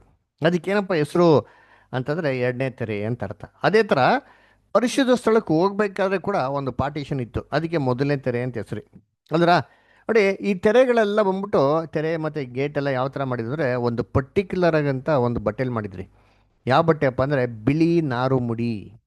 ಅದರ ಬಿಳಿ ನಾರು ಮುಡಿಯ ಒಂದು ಏನ್ರಿ ವಸ್ತ್ರದಲ್ಲಿ ಮಾಡ್ತಾಯಿದ್ರು, ಅಂದರೆ ವೈಟ್ ಲೆನಿನ್ ಕ್ಲಾತಲ್ಲಿ ಮಾಡ್ತಾಯಿದ್ರು. ಇದ್ರ ಮೇಲೆ ಕೆರೂಬ್ಗಳ ಚಿತ್ರೀಕರಣ ಮಾಡ್ತಾಯಿದ್ರು. ಯಾವ ಥರ ಮಾಡ್ತಾಯಿದ್ರು ಅಂತಂದರೆ, ಬ್ಲೂ ಕಲರ್ ದಾರ, ಸ್ಕಾರ್ಲೆಟ್ ಕಲರ್ ದಾರ ಮತ್ತು ಪರ್ಪಲ್ ಕಲರ್ ದಾರ, ಈ 3 ಬಣ್ಣಗಳನ್ನ ಉಪಯೋಗಿಸ್ಬಿಟ್ಟು ಕೆರೂಬ್ಗಳ ಡಿಸೈನ್ ಮಾಡ್ತಾಯಿದ್ರು. ಕೆಳಗೆ ನೋಡ್ತೀರಿ ಫೋಟೋ, ಕೆರೂಬ್ಗಳು ಏನ್ರಿ ಹಾರಕ್ಕೆ ಸಿದ್ಧವಾಗಿರೋದು ಕೆರೂಬ್ಗಳ ಥರ. ಈ ಥರ ಫೋಟೋಗಳನ್ನ ಕಂಟಿನ್ಯೂಸ್ ಆಗಿ ಏನು ಮಾಡೋರು ಡಿಸೈನ್ ಮಾಡೋರು ನೋಡಿರ್ತೀನಿ. ಈ ಥರ ಮಾಡಿರೋಂಥ ಡಿಸೈನ್ನೇ ಏನಪ್ಪ ಮಾಡಿದ್ರು, ಮೊದಲನೇ ತೆರೆಯಲ್ಲಿ ಯೂಸ್ ಮಾಡ್ತಾಯಿದ್ರು, ಮತ್ತು ಎರಡನೇ ತೆರೆಯಲ್ಲಿ ಕೂಡ ಏನು ಮಾಡ್ತಾಯಿದ್ರು ಯೂಸ್ ಮಾಡ್ತಾಯಿದ್ರು, ಮತ್ತು ಗೇಟಲ್ಲಿ ಕೂಡ ಅದನ್ನೇ ಯೂಸ್ ಮಾಡ್ತಾಯಿದ್ರು. ಓಕೆನಾ? ಈ ಥರ ಒಂದು ಟ್ಯಾಬ್ನಾಕಲ್ನ ಕಟ್ಟಿದ ಮೇಲೆ ಇದನ್ನು 4 ವಿಧವಾದಂಥ ಒಂದು ಬಟ್ಟೆಗಳನ್ನ ಉಪಯೋಗಿಸಿ ಏನು ಮಾಡೋರು ಅಂತಂದರೆ ಅದನ್ನು ಹೊದಿಕೆಯಲ್ಲಿ ಕವರ್ ಮಾಡಿಬಿಡೋರು. ಮೊದಲು ಬಂದ್ಬಿಟ್ಟು ಈ ಕೆರೂಬಿನ ಚಿತ್ರೀಕರಣ ಮಾಡಿದ್ರಲ್ಲ ಏನ್ರಿ, ಆ ಗೇಟು ಮತ್ತು ತೆರೆಗಳಿಗೆ ಹಾಕಲ್ಲ ಅದೇ ಥರ ಬಟ್ಟೆ. ಆಮೇಲೆ ಅದ್ರ ಮೇಲೆ ಏನ್ರಿ ಇನ್ನೊಂದು 4 ಥರ ಬಟ್ಟೆಗಳಿರ್ತವೆ. ಅದರಲ್ಲಿ ಒಂದು ರ್ಯಾಮ್ ಸ್ಕಿನ್ ಡೈಡ್ ರೆಡ್, ಅವರ ಟಗರದು ಒಂದು ಚರ್ಮ ಇದೆ ಗೊತ್ತಾ, ಅದು ಕೆಂಪು ಕಲರ್ ಡೈ ಮಾಡಿಬಿಟ್ಟು ಆಮೇಲೆ ಹಾಕ್ಬಿಡೋರು. ಆಮೇಲೆ ಎಲ್ಲದಕ್ಕಿಂತ ಮೇಲೆಗೆ ಟಾಪಲ್ಲಿ ಬ್ಯಾಡ್ಜರ್ ಸ್ಕಿನ್ ಅಂತ ಹೇಳ್ತಾರೆ, ನೀರಾನೆ ಅಂತ ಹೇಳ್ತಾರೆ ಗೊತ್ತಾ, ನೀರಾನೆ. ಅದರ ಆ ನೀರಾನೆ ಚರ್ಮನ ಮೇಡೆ ಕಂಪ್ಲೀಟಾಗಿ ಒದಿಸ್ಬಿಡೋರಿ. ಯಾಕೆ ನೀರಾನೆ ಚರ್ಮ ಹಾಕೋರು ಅಂದರೆ ಅದು ಟಾರ್ಪಲ್ ಥರ ಇರೋದು ನೋಡಿ, ನೀರಾನೆ ಚರ್ಮ ನೀರಲ್ಲಿ ಇರೋದ್ರಿಂದ ಅದು ಏನ್ರಿ ವಾಟ್ರ್ ರೆಸಿಸ್ಟೆನ್ಸ್ ಅದು, ಅದರ ಟಾರ್ಪಲ್ ಥರ ನೀರು ಒಡಕ್ಕೆ ಏನಾಗಲ್ಲ, ಹೋಗಲ್ಲ ಅದು. ಅಲ್ಲರ ಅದಕ್ಕೆ ಏನು ಮಾಡೋರು, ಅದನ್ನು ಕಂಪ್ಲೀಟಾಗಿ ಮೇಲೆ ಒತ್ಬಿಡೋರು. ಒತ್ಸುವಾಗ ಏನಾಗೋದ್ರೆ ಮಳೆ ಬರಲಿ ಏನು ಬರಲಿ ಒಂದು ತೊಟ್ಟು ನೀರು ಓಡೋಕ್ಕೆ ಏನಾಗ್ತಾಯಿಲ್ಲ, ಸಾಧ್ಯ ಆಗ್ತಾಯಿಲ್ಲ. ಈ ಥರ ಕಂಪ್ಲೀಟಾಗಿ ಏನು ಮಾಡೋರು, ಮುಚ್ಚಿಬಿಡೋರಿ ಅಂದರೆ ಗುಡಾರ. ಈ ಗುಡಾರದ ಆಚೆ ಇದ್ದಿದ್ದೆ ಅಂಗಳ ಅಲ್ವಾ. ಈ ಅಂಗಳನ ಯಾವ ಥರ ವಸ್ತುವಲ್ಲಿ ಮಾಡಿದ್ರು ಅಂತಂದರೆ ಬಿಳಿ ಲೆನಿನ್ ಕ್ಲಾತ್, ಸುತ್ತಲೂ ಬಿಳಿ ಲೆನಿನ್ ಕ್ಲಾತ್ ಹಾಕಿದ್ರು. ಇದನ್ನು ಹೆಂಗೆ ಹ್ಯಾಂಗಪ್ಪ ಮಾಡಿದರು ಅಂತಂದರೆ ವುಡನ್ ಪಿಲ್ಲರ್ಸಲ್ಲಿ ಏನು ಮಾಡಿದ್ರು, ಹ್ಯಾಂಗ್ ಮಾಡಿದರು. ಅದನ್ನು ತಿರ್ಗಿ ಏನು ಮಾಡೋರು, ತಾಮ್ರದ ಸಾಕೆಟ್ಗಳನ್ನ ಭೂಮಿಯಲ್ಲಿ ಊತ್ಬಿಟ್ಟಿರೋರು. ಆ ಭೂಮಿ ಒಳಗಡೆ ಊತಿರೋಂಥ ತಾಮ್ರದ ಸಾಕೆಟ್ ಒಳಗಡೆ ಈ ಒಂದು ಹೇಳಿದ್ರೆ ಜಾಲಿ ಮರದಿಂದ ಬರೋಂಥ ಪಿಲ್ಲರ್ಗಳನ್ನ ಹಾಕ್ಬಿಟ್ಟು ಲಾಕ್ ಮಾಡ್ಬಿಡೋರು ನೋಡ್ತೀನಿ. ಆ ಮೇಲ್ಗಡೆ ಈ ಥರ ಸಿಲ್ವರ್ ಚಾಪಿಟರ್ಸ್ ಅಂತ ಹೇಳ್ತಾರೆ, ಏನು ಹಾಕ್ಬಿಟ್ಟು ಮಾಡೋ ಸೀಲ್ ಮಾಡ್ಬಿಡೋರು. ಅದರ ಈ ಥರ ಏನಾಗೋದು, ದೇವ್ರ ದೇವಸ್ಥಾನ ಕೂಡ ಸೆಟಪ್ ಆಗಿರೋದು ರೀ. ಇದಕ್ಕೆ ಒಂದು ಗೇಟ್ ಕೂಡ ಇತ್ತು. ಈ ಗೇಟ್ ಯಾವ ಥರ ಡಿಸೈನು, ಸೇಮ್ ಮೊದಲನೇ ಥರ ಎರಡನೇ ಥರ ಡಿಸೈನ್ ಮಾಡಲ್ಲ, ಸೇಮ್ ಇದೇ ಥರ ಡಿಸೈನ್ ಇರ್ತಾಯಿತ್ತು. ಈ ಒಂದು ದೇವಸ್ಥಾನ ಕೂಡ ಎಷ್ಟೋ ದೂರದಲ್ಲಿ ಏನಪ್ಪ ಇತ್ತು ಅಂದರೆ ಇಸ್ರೇಲ್ ಜನಗಳ ಪಾಳೆಯ ಇತ್ತು. ಪಾಳೆಯ ಅಂದರೆ ಏನ್ರಿ, ಕ್ಯಾಂಪ್. ಇಸ್ರೇಲ್ ಜನಗಳು ದೇವ್ರ ದೇವಸ್ಥಾನ ಗುಡಾರಕ್ಕೆ ಹತ್ತಿರವಾಗಿ ಬರೋಂಗಿಲ್ಲ ರೀ, ಎಷ್ಟೋ ಪರ್ಟಿಕ್ಯುಲರ್ ಡಿಸ್ಟೆನ್ಸ್ ಇರಬೇಕು. ಅದರ ನಂತರನೇ ಅವ್ರು ಮನೆ ಕಟ್ಕೊಬೇಕ್ರಿ, ಆ ಗುಡಾರಲ್ಲೇ ವಾಸ ಮಾಡಬೇಕು. ಯಾರೂ ಅನುಮತಿ ಇಲ್ದ್ರೆ ಆ ಥರ ಬರೋಂಗಿಲ್ಲ ರೀ. ಪಾಳಯ ಅಂತ ಅದಕ್ಕೆ ಹೆಸರು. ಅದಕ್ಕೆ ನಾವು ಕೇಳಿದ್ರೆ ಗೊತ್ತಾ, ಕಾಮಾಕ್ಷಿ ಪಾಳ್ಯ, ಮುಂಡ್ರೆಡ್ಡಿ ಪಾಳ್ಯ, ಕಲಾಸ್ ಪಾಳ್ಯ. ಪಾಳ್ಯ ಏನ್ರಿ, ಊರಿಂದ ಹೊರಗಡೆ. ಇವಾಗೆಲ್ಲ ಊರಿಗೆ ಬಂದ್ಬಿಡ್ತೀವಿ ಬಿಟ್ರಿ ಅಂತೀನಿ, ಕಾಮಾಕ್ಷಿ ಪಾಳ್ಯ ಕಲಾಸ್ ಪಾಳ್ಯ ಅಲ್ಲ ಅದರ ಏನ್ರಿ. ಒಂದು ಕಾಲದಲ್ಲಿ ಬೆಂಗಳೂರು ಸೆಂಟ್ರಲ್ ಅಂದ್ರೆ ಏನ್ರಿ ಮೆಜೆಸ್ಟಿಕ್. ಅದರ ಪಾಳ್ಯ ಅಂದರೆ ಕಲಾಸ್ ಪಾಳ್ಯ ಅಂದರೆ ಔಟ್ ಆಫ್ ದ ಸಿಟಿ. ಅದಕ್ಕೆ ಮಾರ್ಕೆಟಲ್ಲೇ ಮಾಡೋದು, ಆ ಸಿಟಿ ಔಟ್ಸ್ಕಡೆ ಇರ್ತಾಯಿತ್ತು ಅಲ್ದರ. ಹಂಗಿದ್ದಿದ್ರಿ ಸಮಸ್ಯೆ. ಇವತ್ತೇನಾಗ್ಬಿಡ್ತಾರೆ, ಪಾಳೆ ಅಂದರೆ ಅರ್ಥನೇ ಗೊತ್ತಿಲ್ಲ ಎಷ್ಟೋ ಜನಕ್ಕೆ. ಪಾಳೆ ಅಂತ ಬೈಬಲಿನಂಥ ವಾರ್ತೆ, ಅದು ಎಷ್ಟೋ ದೂರದಲ್ಲಿರೋಂಥ ಒಂದು ಇದಕ್ಕೆ ಪಾಳೆ ಅಂತ ಕರಿತಾ ಇದೆ, ಊರಿನ ಹೊರಗಡೆ ಇರೋ ಸ್ಥಳಕ್ಕೆ. ಸರಿ, ಈ ಥರ ದೇವದೇಶನ ಗುಡಾರಪ್ಪ ಸೆಟಪ್ ಮಾಡಿದ್ಮೇಲೆ ಇದು ಒಳಗಡೆ ಎಂಟ್ರಿ ಆಗಿದ ತಕ್ಷಣ ಗೇಟಿಂದ ನಮಗೆ ಕಣ್ಣು ಮುಂದೆ ಸಿಕ್ಕಂಥ ಮೊದಲನೇ ವಸ್ತು ಯಾವುದಪ್ಪ ಆಗಿತ್ತು ಅಂತಂದರೆ ತಾಮ್ರದ ಬಲಿಪೀಠ. ಈ ತಾಮ್ರದ ಬಲಿಪೀಠ ಅಳತೆ ಏನಪ್ಪ ಅಂತ ನೋಡಿದ್ರೆ 4.5 ಅಡಿ ಎತ್ತರ, 7.5 ಅಡಿ ಅಗಲ ಏನಾಗಿತ್ತು, ಈ ತಾಮ್ರದ ಪೀಠ ಇತ್ತು. ಈ ತಾಮ್ರದ ಬಲಿಪೀಠ ಹೆಂಗಪ್ಪ ಮಾಡಿದ್ದು ಅಂದರೆ ಏನ್ರಿ, ಅಪ್ಪಟ ಏನ್ರಿ ಸೌದೆಯಿಂದ ಮಾಡಿದ್ದು. ಸೌದೆಯಿಂದ ಮಾಡಿಬಿಟ್ಟು ಇದ್ರ ಮೇಲೆ ತಾಮ್ರದ ಹೊದಿಕೆಗಳನ್ನೇ ಮಾಡಿದ್ರು, ಹೊದಿಸಿದ್ರು ನೋಡಿದ್ರಿ. ಇದ್ರ ಮೇಲೇ ಏನು ಮಾಡ್ತಾಯಿದ್ರು, ಯಾಜಕ ಮಹಾಯಾಜಕ ಎಲ್ಲ ಬಲಿಗಳೇನು ಮಾಡ್ತಾಯಿದ್ದೋ, ಸಲ್ಲಿಸ್ತಾ ಇದ್ದು ನೋಡೈತ್ರಿ. ಇದು ಅಪ್ಪಟ ತಾಮ್ರದ ಮಾಡಲ್ಪಡಲಿಲ್ಲ, ಅದರ ಸೌದೆಯಿಂದ ಮಾಡಿ ಏನು ತಾಮ್ರದ ತಗಡುಗಳನ್ನ ಹೊದಿಸಿದ್ರು. ಇದೇ ಥರ ಇನ್ನೂ ಸ್ವಲ್ಪ ಮುಂದಕ್ಕೆ ಹೋದರೆ ಗಂಗಾಳ ಇರ್ತಾ ಇತ್ತು. ಏನ್ರಿ, ಕಾಪರಿಂದ ಮಾಡಿರೋಂಥ ಒಂದು ಗಂಗಾಳ ಅಲ್ಲ, ಹಿತ್ತಾಳೆ ಅಂತ ಹೇಳ್ತಾರೆ ಗೊತ್ತಾ, ಹಿತ್ತಾಳೆ ಮಾಡಿದಂಥ ಗಂಗಾಳ. ಅದರ ಈ ಒಂದು ಗಂಗಾಳದಲ್ಲೇ ಯಾಜಕ ಮಹಾಯಾಜಕ ಎಲ್ಲ ಬಲಿಗಳನ್ನ ಕೊಟ್ಟಿದ್ಮೇಲೆ ತನ್ನ ಕೈ ಕಾಲುಗಳನ್ನ ಏನು ಮಾಡ್ತಾಯಿದ್ದ, ತೊಳ್ಕೊತಾ ಇದ್ದ, ಶುದ್ಧೀಕರಣ ಮಾಡ್ಕೊತಾ ಇದ್ದ. ಅವನಿಗೆ ಶುದ್ಧೀಕರಣ ಮಾಡ್ಕೊಳಕ್ಕೆ ಅನುಕೂಲ ಆಗಲಿ ಅಂತ ಏನಪ್ಪ ಮಾಡೋರು ಅಂತಂದರೆ ಆ ನೀರನ್ನ ಬಗ್ಸ್ಕೊಳಕ್ಕೆ ಕೆಲವೊಂದು ಜಗ್ಗು ಯೂಟೆನ್ಸಿಲ್ಸ್ ಎಲ್ಲ ಏನು ಮಾಡಿದ್ರು, ಅವನಿಗೆ ಪಾತ್ರೆಗಳು, ಒಂದು ಸೌಟ್ಗಳೆಲ್ಲ ಕೊಡ್ತಾಯಿದ್ರು. ಏನಕ್ಕೆ, ಅವ್ನು ಬಲಿ ಸಲ್ಲಿಸೋದಕ್ಕೆ ಏನಾಗಲಿ, ಅನುಕೂಲ ಆಗಲಿ ಅಂತಂದ್ಬಿಟ್ಟು. ಅದರ ಇದೇ ರೀತಿ ಏನ್ರಿ ಪರಿಶುದ್ಧ ಸ್ಥಳದಲ್ಲೂ ಕೂಡ ಏನಪ್ಪ ಇತ್ತು ಅಂತ ನೋಡ್ತೀನಿ ಅಂತಂದರೆ, ಕರ್ತನಲ್ಲಿ ಪ್ರೀತಿಯ ಸಹೋದರಗಳೇ, ಅಲ್ಲಿ ಕೆಲವೊಂದು ವಸ್ತುಗಳಿತ್ತು. ಏನಪ್ಪ ವಸ್ತು ಇತ್ತು ಪರಿಶುದ್ಧ ಸ್ಥಳದಲ್ಲಿ ಅಂತಂದರೆ 3 ಮುಖ್ಯವಾಗಿರೋ ವಸ್ತು ಇತ್ತು.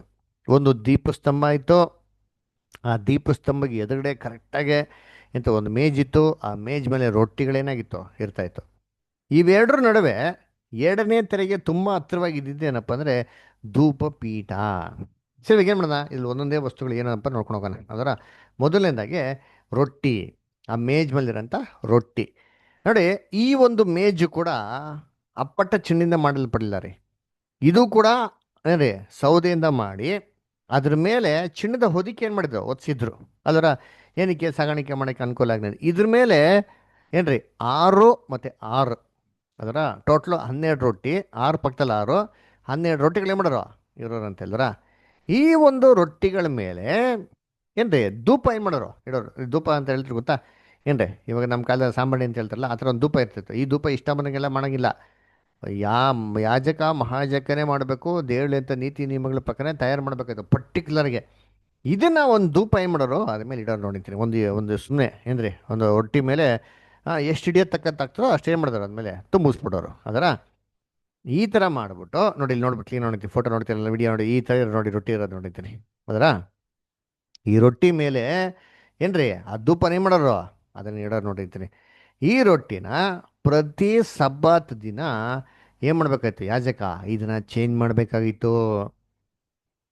ಇದು ಆಪೋಸಿಟ್ ಇದಿದೆ ಅಂದರೆ ಏನ್ರಿ ಧೂಪವೇದಿ ಅದರ ನೋಡ್ಬೇಕಾದ್ರೆ ಅಂದರೆ ಕ್ಯಾಂಡಲ್ ಅಂತ ಹೇಳ್ತಾರೆ, ದೀಪಸ್ತಂಭ ಅಂತ ಹೇಳ್ತಾರೆ ಗೊತ್ತಾ, ದೀಪಸ್ತಂಭ ರೀ. ಈ ದೀಪಸ್ತಂಭ ಅಂದ್ಬಿಟ್ಟು ಏನ್ರಿ ಅಪ್ಪಟ ಚಿನ್ನಿಂದ ಮಾಡೋದು ಪಡಿತೀವಿ, ಪ್ಯೂರ್ ಗೋಲ್ಡ್ ರೀ, ಫುಲ್ ಕಂಪ್ಲೀಟ್ಲಿ ಮಾಡೋ ಪ್ಯೂರ್ ಗೋಲ್ಡ್ ಅಲ್ಲರ ಸಾಲಿಡ್ ಗೋಲ್ಡು.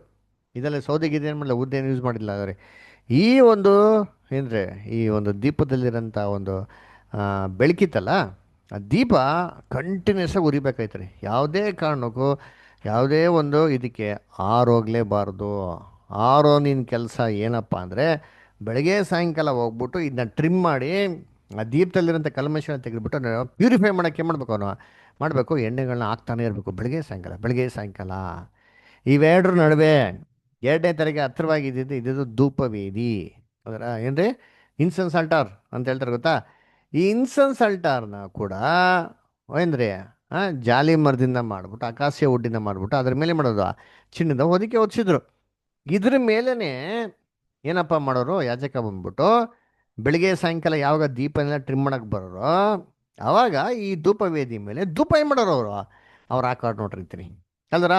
ಹೆಂಗೆ ಹಾಕೋರು ಧೂಪವೇದಿ ಮೇಲೆ ಧೂಪ, ಆ ರೊಟ್ಟಿ ಮೇಲೆ ಇತ್ತು ಗೊತ್ತಾ ಧೂಪ, ಅದನ್ನು ಒಂದು ಇಡಿಯಷ್ಟು ತೊಗೊಂಡು ಏನು ಮಾಡೋಕೆ ಮೇಲೆ ಹಾಕ್ಬೇಕಾಗಿತ್ತು. ಇದು ಒಂದು ವಾಸನೆ ಬರೋದು, ಸುಗಂಧ ವಾಸನೆ. ಈ ಸುಗಂಧ ವಾಸನೆ 2 ಥರ ದಾಟ್ಬಿಟ್ಟು ದೇವ್ರ ಸನ್ನಿಧಾನಕ್ಕೆ ಹೋಗೋದು ದೇವರಿಗೆ ತುಂಬ ಇಷ್ಟ ಆಗೋದು ಅಲ್ಲರ. ಇದಾಗಿ ಮೇಲೆ 2ನೇ ಥರ ದಾಟ್ಬಿಟ್ಟೇ ಬರೋದು ಮಹಾಪರಿಶುದ್ಧ ಸ್ಥಳ. ಮಹಾಪರಿಶುದ್ಧ ಸ್ಥಳದಲ್ಲಿ ಇದು ಒಂದೇ ವಸ್ತು, ಒಡಂಬಡಿಕೆ ಪೆಟ್ಟಿ. ಆ ಒಡಂಬಡಿಕೆ ಪೆಟ್ಟಿ ಏನು it was composed of 3 things. ಒಂದೇ ಒಡಂಬಡಿಕೆ ಪೆಟ್ಟಿ ಆದರೆ 3 ವಿಚಾರಗಳು ಏನಾಗಿತ್ತು ಅದ್ರಲ್ಲಿ ಅನುಗುಣವಾಗಿತ್ತು. ಏನಪ್ಪ ಅದು ಅಂತಂದರೆ ಮೇಲೆ ಕೃಪಾಸನ ಏನಾಗಿತ್ತು ಇತ್ತು ನೋಡ್ರಿ ಇರ್ತೀನಿ ಅದರ ಏನ್ರಿ ಕೃಪಾಸನ. ಅದ್ರ ಕೆಳಗಡೆ ಇದ್ದಿದ್ದೆ ಪೆಟ್ಟಿ ಅದರ. ಈ ಪೆಟ್ಟಿ ಇದು ತಿರ್ಗಾ ಏನ್ರಿ ಜಾಲಿ ಮರದಿಂದ ಮಾಡಿ ಚಿನ್ನದ ಓದಕ್ಕೆ ಏನು ಮಾಡಿದ್ರು ಅವರು ಒದಿಸಿದ್ರು ನೋಡಿರ್ತೀನಿ ಅದರ. ಇದ್ರ ಒಳಗಡೆ 3 ವಸ್ತುಗಳಿತ್ರಿ. ಏನಪ್ಪ 3 ವಸ್ತುಗಳು ಅಂತಂದರೆ ಒಂದು ಚಿನ್ನದ ಬಟ್ಲಲ್ಲಿ ಮನ್ನ ಅಲ್ವರ, ಆಮೇಲೆ ಮೋಸೆಯ ಒಂದು ದಶಾಜ್ಞೆ, ಆಮೇಲೆ ಆರೋನಿಂದ ಚಿಗುರುಕೋಲಿ 3 ಏನಾಗಿತ್ತಂದರೆ ಅದ್ರ ಒಳಗಡೆ ಇಟ್ಟಿರೋ ನೋಡಿರ್ತೀರಿ. ಇದ್ರ ಬಗ್ಗೆ ಬೈಬಲ್ ರೆಫರೆನ್ಸ್ ಇದೆಯಾ ಅಂದರೆ ಎಸ್ ರೆಫರೆನ್ಸ್ ಇದೆ. ಎಲ್ಲಿದೆ ಅಂದರೆ ಹೀಬ್ರಿಯರ್ ಬರೆದಂಥ ಪತ್ರಿಕೆಯಲ್ಲಿ 9ನೇ ಅಧ್ಯಾಯ 4, 9, 5 ಓದ್ರಿ ಯಾರಾದ್ರ. Hebrews 9 chapter 4 and 5. ಅದರಲ್ಲಿ ಚಿನ್ನದ ದೋಪಾರ್ತಿ ಒಳಗೂ ಹೊರಗೂ ಚಿನ್ನದ ತಗಡವನ್ನು ಮಡಿಸಿದ ಒಡಂಬಡಿಕೆ ಮಂಜೂಷವ ಇವುಗಳಿದ್ದವು. ಆ ಮಂಜೂಷದೊಳಗೆ ಮನ್ನ ಇಟ್ಟದ ಚಿನ್ನದ ಪಾತ್ರೆಯು, ಆರೋನನ ಚಿಗುರಿನ ಕೋಲು, ಒಡಂಬಡಿಕೆ ಬರೆದಿದ್ದ ಕಲ್ಲಿನ ಹೊಲಿಗೆಗಳು ಇದ್ದವು. ಅದರ ಮೇಲೆ ದೇವರ ಪ್ರಭಾವವನ್ನು ಸೂಚಿಸುವ ಕೆರೂಬಿಗಳು ಉಪಾಸನವನ್ನು ಆಚ್ಛಾದಿಸಿಕೊಂಡಿದ್ದವು. ನೋಡಿ ಎಷ್ಟು ಕೊಟ್ಟರಂತೆ, ಏನೈತಂತೆ ದಶಾಜ್ಞೆ ಅಲ್ಲರ, ಆರೋನ ಚಿಗುರುಕೋಲು, ಏನ್ರಿ ಆ ಚಿನ್ನದ ಬೊಟ್ಲ ಮಣ್ಣ ಇಟ್ಟಲ್ಲ ಹಿಡಿತಾ ಇತ್ತಂತೆ ಅದರ.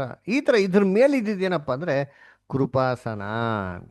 ಈ ಕೃಪಾಸನ ಮಾತ್ರ ಅದರ ಅಪ್ಪಟ್ಟ ಚಿನ್ನದಿಂದ ಮಾಡಲ್ಪಟ್ಟಿತ್ತು, ಸಾಲಿಡ್ ಗೋಲ್ಡ್ ರೀ, ಬರೀ ಚಿನ್ನದಿಂದನೇ, ಸೌದೆ ಯೂಸೇ ಮಾಡಲಿಲ್ಲ ಅಲ್ಲಿ.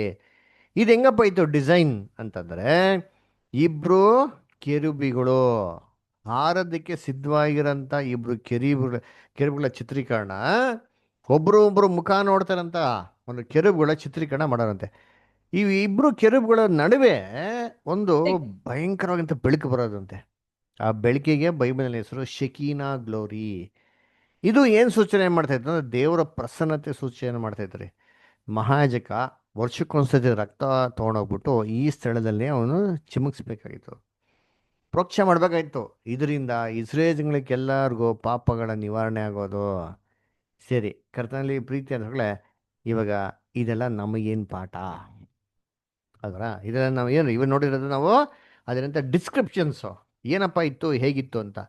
ಇದ್ರಲ್ಲಿ ನಮಗೇನೋ ಪಾಠ ಇದೆಯಾ ಅಂದರೆ ಎಸ್ ಪಾಠ ಇದೆ. ಪಾಠ ಇಲ್ಲದೇ ಸತ್ಯವೇದಲ್ಲಿ ನಮಗೇನು ಕೊಡ್ತಾನೆ ಇರಲ್ಲ ರೀ.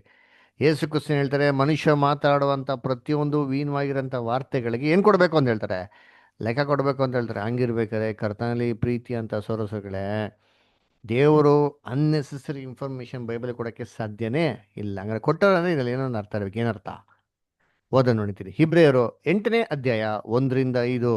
ಹೀಬ್ರೂಸ್ 8 ಚಾಪ್ಟರ್ 1-5 ಓದ್ರಿ. ನಾವು ಈಗ ಹೇಳುವ ಸಂಗತಿಗಳಲ್ಲಿ ಮುಖ್ಯವಾದ ಮಾತೇನೆಂದರೆ, ಪರಲೋಕದೊಳಗೆ ಮಹತ್ವವುಳ್ಳ ದೇವರ ಸಿಂಹಾಸನದ ಬಲಗಡೆಯಲ್ಲಿ ಆಸನಾರೂಢನಾದಂಥ ಮಹಾಯಾಜಕನು ನಮಗಿದ್ದಾನೆ. ಈತನು ಪವಿತ್ರ ಸ್ಥಾನದಲ್ಲಿ, ಅಂದರೆ ಮನುಷ್ಯನು ಹಾಕದೆ ಕರ್ತನೇ ಹಾಕಿದ ನಿಜವಾದ ದೇವದರ್ಶನ ಗುಡಾರದಲ್ಲಿ ಯಾಜಕೋದ್ಯೋಗ ನಡೆಸುವವನಾಗಿದ್ದಾನೆ. ಪ್ರತಿಯೊಬ್ಬ ಯಾಜಕನು ಕಾಣಿಕೆಗಳನ್ನು ಯಜ್ಞಗಳನ್ನು ಸಮರ್ಪಿಸುವುದಕ್ಕೆ ನೇಮಕವಾಗಿರುತ್ತಾನಷ್ಟೇ. ಆದದರಿಂದ ಸಮರ್ಪಿಸುವುದಕ್ಕೆ ಈ ಮಹಾಯಾಜಕನಿಗೂ ಏನಾದರೂ ಇರಬೇಕು. ಈತನು ಇನ್ನು ಭೂಮಿಯ ಮೇಲೆ ಇದ್ದದ್ದೇ ಆದರೆ ಯಾಜಕನಾಗಿರುತ್ತಿರಲಿಲ್ಲ. ಯಾಕಂದರೆ ಧರ್ಮನಿಯಮದ ಪ್ರಕಾರ ಕಾಣಿಕೆಗಳನ್ನು ಸಮರ್ಪಿಸುವವರು ಇದ್ದೇ ಇರುತ್ತಾರೆ. ಅವರು ಪರಲೋಕದಲ್ಲಿರುವ ದೇವಾಲಯದ ಪ್ರತಿರೂಪವೂ ಛಾಯೆಯೂ ಆಗಿರುವ ಆಲಯದಲ್ಲಿ ಯಾಜಕತ್ವವನ್ನು ನಡೆಸುವವರು. ಮೋಶೆಯು ದೇವದರ್ಶ ಗುಡಾರವನ್ನು ಮಾಡುವುದಕ್ಕಿದ್ದಾಗ ಬೆಟ್ಟದಲ್ಲಿ ನಾನು ನಿಮಗೆ ತೋರಿಸಿದ ಮಾದರಿಯ ಪ್ರಕಾರವೇ ಎಲ್ಲವನ್ನೂ ಮಾಡಿಸಬೇಕು ಎಂಬ ದೈವೋಕ್ತಿಯು ಅವನಿಗೆ ಉಂಟಾಯ್ತಲ್ಲ. ನೋಡ್ರ ಏನ್ ಹೇಳ್ತಾರೆ, ಅವರು ಪರಲೋಕದಲ್ಲಿರುವ ದೇವಾಲಯದ ಪ್ರತಿರೂಪವು ಛಾಯೆಯೂ ಆಗಿರುವ ಆಲಯದಲ್ಲಿ ಅದರ ಏನೋ ಯಾಜಕರ್ತವ್ಯವನ್ನು ನಡೆಸುವರು. ಹಂಗಾರೆ ಪರಲೋಕದಲ್ಲಿರೋಂಥ ಎಲ್ಲ ವಿಚಾರಗಳಿಗೆ ಏನಾಗಿದೆಪ್ಪ, ದೇವರ ಹೆಸರು ಕೂಡ ಅಂದ್ಬಿಟ್ಟು ಒಂದು ಸೆಟಪ್, ಒಂದು ಛಾಯೆ ಆಗಿದೆ ಅಂತ ಹೇಳ್ತಾರೆ. ಛಾಯೆ ಸ್ವರೂಪ ಪಾಠ ಕೇಳಿರ್ತಾನೆ. ಇಸಾಕು ಹೆಂಗ್ ಮಾಡ್ದ, ಮತ್ತು ಅಬ್ರಾಮ್ ಕತೆ ಕೇಳಿದಿರಲ್ಲ. ಅಬ್ರಾಮ್ ಏನು ಮಾಡತ್ತಾನ, ಒಬ್ಬನೇ ಮಗಂತ ಇಸಾಕನೇ ಮಾಡ್ದ, ಬಲಿ ಕೊಟ್ಟರು. ಅದರ ಛಾಯೆ ಸ್ವರೂಪ. ಅದೇ ಥರ ಇಲ್ಲಿ ಅಡೆ ಒಡಂಬಡಿಕೆಯಲ್ಲಿ ದೇವ್ರ ಹೆಸರು ಕೂಡ ಕೊಟ್ಟಿರೋದು ಎಲ್ಲವೂ ಛಾಯೆ. ಇನ್ನೊಂದು ವಾಕ್ಯ ಓದೋಣ. ಕೊಲೋಸ್ಯರ ಬಂದ ಪತ್ರಿಕೆ 2ನೇ ಅಧ್ಯಾಯ 17ನೇ ವಾಕ್ಯ. ಕೊಲೋಸಿಯನ್ಸ್ 2:17 ಓದ್ರಿ ಬ್ರದರ್ ಸಿಸ್ಟರ್ಸ್. ಓದ್ತೀರಾ ಯುವರಾಜ್ ಬ್ರದರ್? ಸರಿ, ಯಾರು ಓದ್ರಿ. ಇವು ಮುಂದೆ ಬರಬೇಕಾಗಿದ್ದ ಕಾರ್ಯಗಳ ಛಾಯೆಯಾಗಿವೆ. ಇವುಗಳ ನಿಜ ಸ್ವರೂಪವು ಕ್ರಿಸ್ತನೇ. ನೋಡ್ರ, ಇವೆಲ್ಲ ಬರಬೇಕಂತ ಛಾಯೆಗಳಿಗೆ ಕಾಯಿಯಾಗಿದೆ ಅಂದ್ರೆ ಅದ್ಯಾವಂತೆ ಮುಂದೆ ಬರಬೇಕಂದ್ರೆ ಕ್ರಿಸ್ತನೇ. ಕ್ರಿಸ್ತನಕ್ಕೆ ಎಲ್ಲವೂ ಏನಾಗಿದೆ, ಛಾಯೆ ಆಗಿದೆ ಅಂತ ಹೇಳ್ತಾರೆ. ಇನ್ನೊಂದು ವಾಕ್ಯ ಓದೋಣ. ಹಿಬ್ರಿಯ ಬಂದ ಪತ್ರಿಕೆ 10ನೇ ಅಧ್ಯಾಯ 1ನೇ ವಾಕ್ಯ. ಹೀಬ್ರೂಸ್ 10:1 ಹೋದ್ರಿ.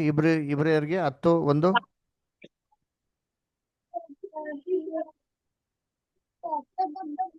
ಸುವರ್ಣ sister, Vikram brother, Venkatesh brother, Yesu Samson. ಧರ್ಮಶಾಸ್ತ್ರದಲ್ಲಿ ಮುಂದೆ ಬರಬೇಕಾಗಿದ್ದ ಮೇಲುಗಳು ಛಾಯೆ ಹೊರತು ಅವುಗಳ ನಿಜ ಸ್ವರೂಪವಲ್ಲವಾದ್ದರಿಂದ ಆ ಧರ್ಮಶಾಸ್ತ್ರವು ವರ್ಷಕ್ಕೆ ಪದೇ ಪದೇ ಅರ್ಪಿತವಾಗುವ ಒಂದೇ ವಿಧವಾದ ಯಜ್ಞಗಳನ್ನು ಅರ್ಪಿಸಿ ದೇವರ ಸಮೀಪಕ್ಕೆ ಬರುವವರನ್ನು ಎಂದಿಗೂ ಸಿದ್ಧಿಗೆ ತರಲಾರದು. ನೋಡ್ರ ಏನ್ರಿ, ಅದೆಲ್ಲ ಮುಂದೆ ಬರ್ಬೇಕಂತ ವಿಚಾರಗಳಿಗೆ ಛಾಯೆ ಹೊರತು ನಿಜ ಸ್ವರೂಪ ಅಲ್ಲ ಅಂದ್ಬಿಟ್ರು. ಅಂದ್ರೆ ಹಳೆ ಒಡಂಬಡಿಕೆಯಲ್ಲಿ ಬರ್ದಿರೋ ಮುಖ್ಯವಾಗಿ ದೇವರ ಕೂಡ ಬರ್ದಿರೋ ಎಲ್ಲ ಛಾಯೆ ರೀ. ಮುಂದೆ ಬರಬೇಕಂತ ವಿಚಾರಗಳಿಗೆ ಛಾಯೆ ಅಷ್ಟು ನಿಜ ಅಲ್ಲ ಅಂತ ಹೇಳ್ತಾರೆ. ಮತ್ತೇನಪ್ಪ ಇದೆ ಅರ್ಥ, ಏನಿದೆ ಅರ್ಥ ನೋಡಿ. ಇಲ್ಲಿ ಮುಖ್ಯವಾಗಿ ನಾವು ಅಭ್ಯಾಸ ಮಾಡೋಕ್ಕಿದೆ ಏನಪ್ಪ ಅಂತಂದ್ರೆ, ಇಲ್ಲಿ ಏನಿದೆ ಅಂತಂದ್ರೆ 2 ವಿಧವಾದಂಥ ಒಂದು ಲೋಹಗಳಿದೆ ನೋಡಿ. ದೇವರ ಕೂಡ ಏನು ನೋಡ್ತೀರಿ, ಪರಿಶುದ್ಧ ಸ್ಥಳ, ಮಹಾಪರಿಶುದ್ಧ ಸ್ಥಳ, ಮತ್ತೆ ಏನಂದ್ರೆ ಅಂಗಳ ಇದೆ. ಅಂಗಳದಲ್ಲಿರೋಂಥ ಎಲ್ಲ ವಸ್ತುಗಳು ತಾಮ್ರದಿಂದ ಮಾಡಲ್ಪಟ್ಟಿದೆ. ಆದರೆ ಪರಿಶುದ್ಧ ಮಹಾಪರಿಶುದ್ಧ ಸ್ಥಳ ಚಿನ್ನದಿಂದ ಮಾಡಲ್ಪಟ್ಟಿದೆ. ಅಂದರೆ ಏನು ಅರ್ಥ? ಚಿನ್ನ ಅಂದರೆ ಬೈಬಲ್ ಅರ್ಥ ಏನೋ, ಚಿನ್ನ ಅಂದರೆ ಬೈಬಲಲ್ಲಿ ದೈವಿಕ ಸ್ವಭಾವ ರೀ. ಸ್ವಂತ ದೇವ್ರಿಗಿರೋಂಥ ಸ್ವಭಾವನ ಏನು ಮಾಡ್ತಾರೆ, ಸೂಚನೆ ಮಾಡ್ತಾರೆ. ಅದೇ ತಾಮ್ರ, ಅದರ ಹಿತ್ತಾಳೆ, ಇವೆಲ್ಲ ಏನಪ್ಪ ಸೂಚನೆ ಮಾಡ್ತಾರೆ, ಮನುಷ್ಯನಿಗಿರೋಂಥ ಸ್ವಭಾವ ರೀ. ಅದಕ್ಕೆ ನೋಡಿ ಅಂತೀನಿ, ಈ ತಾಮ್ರ ಅಥವಾ ಹಿತ್ತಾಳೆ ಚಿನ್ನದ ಥರನೇ ಇದೆ, ಅದು ಚಿನ್ನ ಅಲ್ಲ ರೀ. ಅಂದರೆ ಸೇಮ್ ಆಲ್ಮೋಸ್ಟ್ ನೋಡೋಕೆ ಹೆಂಗಿದೆ ಅಂತೇಳಿ ಚಿನ್ನದ ಥರನೇ ಇದೆ. ಆದರೆ ಚಿನ್ನ ಅಲ್ಲ. ಇವಾಗ ನಾವು ವಾಚ್ ಹಾಕೊಂತಿರಲ್ಲ, ರೋಲ್ ಗೋಲ್ಡ್ ಐಟಮ್ಸ್ ಹಾಕೊಂತಿರಲ್ಲ, ಏನು ರಿಯಲ್ ಗೋಲ್ಡ್, ಅದು ಗೋಲ್ಡ್ ಥರನೇ ಇರ್ತಾರೆ. ಇಲ್ಲ ಮೇಡ್ ಆಗ್ಬಿಟ್ಟು ಕಾಪರು, ಅದರ ಬ್ರಾಸು, ಆದರೆ ಅದು ಫೇಕ್ ರೀ. That is a fake gold, not real gold ಅಲ್ದ್ರ. ಅದೇ ಥರ ಇದು ಮನುಷ್ಯನ ಸ್ವಭಾವನ ಸೂಚನೆ ಮಾಡ್ತಾರೆ. ಯಾವುದು? ತಾಮ್ರ ಮತ್ತು ಹಿತ್ತಾಳೆ ಅಲ್ದ್ರ. ಮನುಷ್ಯನ ದೇವ್ರು ಹೆಂಗೆ ಸೃಷ್ಟಿ ಮಾಡಿದ್ರು? ತನ್ನ ಸ್ವರೂಪದಲ್ಲಿ, ತನ್ನ ಹೋಲಿಕೆಗೆ ಸೃಷ್ಟಿ ಮಾಡಿದ್ರು. ತಾಮ್ರ ಹಿತ್ತಾಳೆ ಎಲ್ಲ ಚಿನ್ನದ ಥರ ಇದೆ, ಚಿನ್ನ ಅಲ್ಲ. ಚಿನ್ನ ಆಗ್ಬಿಡ್ತಾರೆ, ಚಿನ್ನ ಆಗಲ್ಲ, ಚಿನ್ನದ ಥರ ಇದೆ. ಅಲ್ವರ ಅದಕ್ಕೆ ನೋಡಬೇಕಾದ್ರೆ ದೇವರ ಸ್ವಭಾವನ ಸೂಚನೆ ಮಾಡ್ತದೆ ಮತ್ತು ಮನುಷ್ಯನ ಸ್ವಭಾವನ ಸೂಚನೆ ಮಾಡ್ತಾರೆ. ಇದರಲ್ಲಿ ಏನಪ್ಪ ನೋಡ್ತದೆ, ಎರಡು ವಿಧವಾದಂಥ ರಕ್ಷಣೆ. ಒಂದು ಪರಲೋಕದ ರಕ್ಷಣೆ ಇದೆ, ಇನ್ನು ಭೂಲೋಕದ ರಕ್ಷಣೆ ಇದೆ. ನೋಡಿ, ನೀವು ಆಲ್ಮೋಸ್ಟ್ ಕ್ಲಾಸಸ್ ಎಲ್ಲ ಒಂದು 2-3 ತಿಂಗಳು ಕೇಳ್ತಾ ಇದ್ದೀರಾ. ಇದುವರೆಗೂ ನೋಡಿ ಕ್ಲಾಸಲ್ಲಿ ಮೇನಾಗಿ ತಿಳ್ಕೊಳ್ಬೇಕಾಗಿರೋದು ಏನಪ್ಪ ವಿಚಾರ ಅಂದರೆ, ಎರಡು ರಕ್ಷಣೆಗಳಿದೆ ಅದರ. ಇವಾಗ ಯಾರು ಯೇಸು ಕ್ರಿಸ್ತನ ನಂಬಿ ಯೇಸು ಕ್ರಿಸ್ತ ಹೆಜ್ಜೆಗಳಲ್ಲಿ ನಡೀತಾರೋ ಅವ್ರಿಗೇನ್ರಿ ಪರಲೋಕದ ರಕ್ಷಣೆ. ಆದರೆ ಯೇಸು ಕ್ರಿಸ್ತನ ನಂಬ್ದಿರಾ, ಇವಾಗ ಯೇಸು ಕ್ರಿಸ್ತನ ಹೆಜ್ಜೆಗಳಲ್ಲಿ ನಡೆಯಕ್ಕೆ ಆಗದಿರೋದು ಎಷ್ಟೋ ಜನ ಇದ್ದಾರೆ. ಅವ್ರಿಗೆಲ್ಲ ಏನಪ್ಪ, ಅವರೆಲ್ಲ ಎಲ್ಗೋಗ್ತಾರಪ್ಪ ಅಂತ ನೋಡಿದ್ರೆ, ಅವರೆಲ್ಲ ಭೂಲೋಕದ ರಕ್ಷಣೆಗೆ ಬರ್ತಾರೆ. ಈ ಥರ ಸತ್ಯವೇದದಲ್ಲಿ ಎರಡು ರಕ್ಷಣೆ ಇದೆ. ಈ ಎರಡು ರಕ್ಷಣೆ ಏನು ಮಾಡೋದು, ಅದು ಸೂಚನೆ ಮಾಡೋಂಥದ್ದು. ಸರಿ, ಈ ಒಂದು ದೇವಸ್ಥಾನ ಗುಡಾರದಲ್ಲಿ ದೂರದಲ್ಲಿ, ಎಷ್ಟೋ ದೂರದಲ್ಲಿ ಪಾಳೆ ಐತಲ್ಲ, ಅದೇನಪ್ಪ ಸೂಚನೆ ಮಾಡ್ತಾರೆ ಅಂದರೆ, ಅದು ಇಡೀ ಲೋಕ ಜನಗಳು. ನೋಡಿ, ಪಾಳೆಯದಲ್ಲಿರೋಂಥ ಯಾವುದೇ ಇಸ್ರೇಲ್ ಜನಗಳು ದೇವರ ಪರ್ಮಿಷನ್ ಇಲ್ದಿರ ಯಾರು ಹತ್ರ ಬರಂಗಿಲ್ಲ ರೀ. ಆಯ್ತರ, ಇಡೀ ಲೋಕ ಜನಗಳು ದೇವರಿಂದ ದೂರ ಇದ್ದಾರೆ. ದೇವರ ಚಿತ್ತ ಇಲ್ದಿರ ಯಾರೂ ದೇವ್ರ ಹತ್ತಿರಕ್ಕೆ ಬರೋಕ್ಕೆ ಸಾಧ್ಯನೇ ಇಲ್ಲ. ಸರಿ, ಬರಬೇಕು ಅಂದ್ರೆ ಸರಿ ಏನು ಮಾಡಬೇಕು ಅಂದರೆ, ಅಲ್ಲಿ ಅಂಗಳ ಇದೆ. ಅಂಗಳದಲ್ಲಿ ಬಿಳಿ ಒಂದು ತೆರೆ ಇದೆ, ಸುತ್ತಲಿದೆ ತೆರೆ, 7 ಅಡಿ ತೆರೆ ಅದರ. ಆ 7 ಅಡಿ ತೆರೆನ ದಾಟಿನೇ ಏನು ಮಾಡೋಕೆ ಒಡೆ ಬರಬೇಕು. ಎಷ್ಟಿದೆ ಫೀಟು? 7 ಫೀಟ್ ಇದೆ ರೀ ಅದರ. ಯಾರೋ ಹೊರಗಡೆ ಬರ್ತಿದ್ರೆ ಈ 7 ಫೀಟ್ ಎತ್ತರವಾಗಿರತ್ತೆ ತೆರೆ ದಾಟ್ಕೊಂಡೇ ಬರ್ಬೇಕ್ರಿ. ಹಂಗಾರೆ ಇದೇನು ಬಿಳಿ ನಿಲುವಂಗಿ ಏನು ನೋಡಿಸ್ತದೆ? ನೋಡಿರ್ತೀನಿ, ಇದು ನೀತಿವಂತಿಕೆ ನೋಡಿಸ್ತದೆ. ಎಲ್ಲಿ ಕೊಟ್ಟಿದ್ದಾರೆ? ಪ್ರಕಟಣೆ 19ನೇ ಅಧ್ಯಾಯ 8ನೇ ವಾಕ್ಯ ಓದ್ರಿ. ರೆವಲ್ಯೂಷನ್ 19:8 ಓದ್ರಿ. ಓದ್ತೀರಾ ಸರೋಜ್ ಜೋಸ್ಟರ್? ಜೋಸಫ್ ಓದಿ. ಪ್ರಕಾಶಮಾನವೂ ನಿರ್ಮಲವೂ ಆದ ನಯವಾದ ನಾರುಮಡಿಯನ್ನು ಧರಿಸಿಕೊಳ್ಳುವುದಕ್ಕೆ ಆಕೆಗೆ ಅನುಗ್ರಹಿಸಲಾಗಿತ್ತು.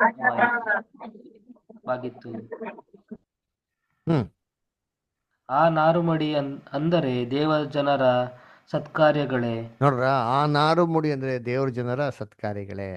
ಆ ನಾರು ಮುಡಿ ಅಂದ್ರೆ ಏನಪ್ಪ ಅರ್ಥ? ದೇವ್ರ ಜನರ ಏನಂತದ್ದು? ಸತ್ಕಾರ್ಯಗಳು ಅಲ್ಲರ. ಏನದು? ರೈಟೆಸ್ನೆಸ್ ಆಫ್ ದ ಸೇಂಟ್ಸ್ ಅಂತ, ನೀತಿವಂತಿಕೆ. ನಮ್ಮ ಒಂದು ಎಲ್ಲ ಕೃತ್ಯಗಳು ದೇವ್ರ ದೃಷ್ಟಿಯಲ್ಲಿ ಮೋಸವಾಗಿರೋ ಚಿಂದಿ ಬಟ್ಟೆ ರೀ. ಆದರೆ ದೇವ್ರ ದೃಷ್ಟಿ ಹೆಂಗಿದೆ ಅಂತ, ಎಲ್ಲ ನೀತಿ ವಸ್ತ್ರ ರೀ.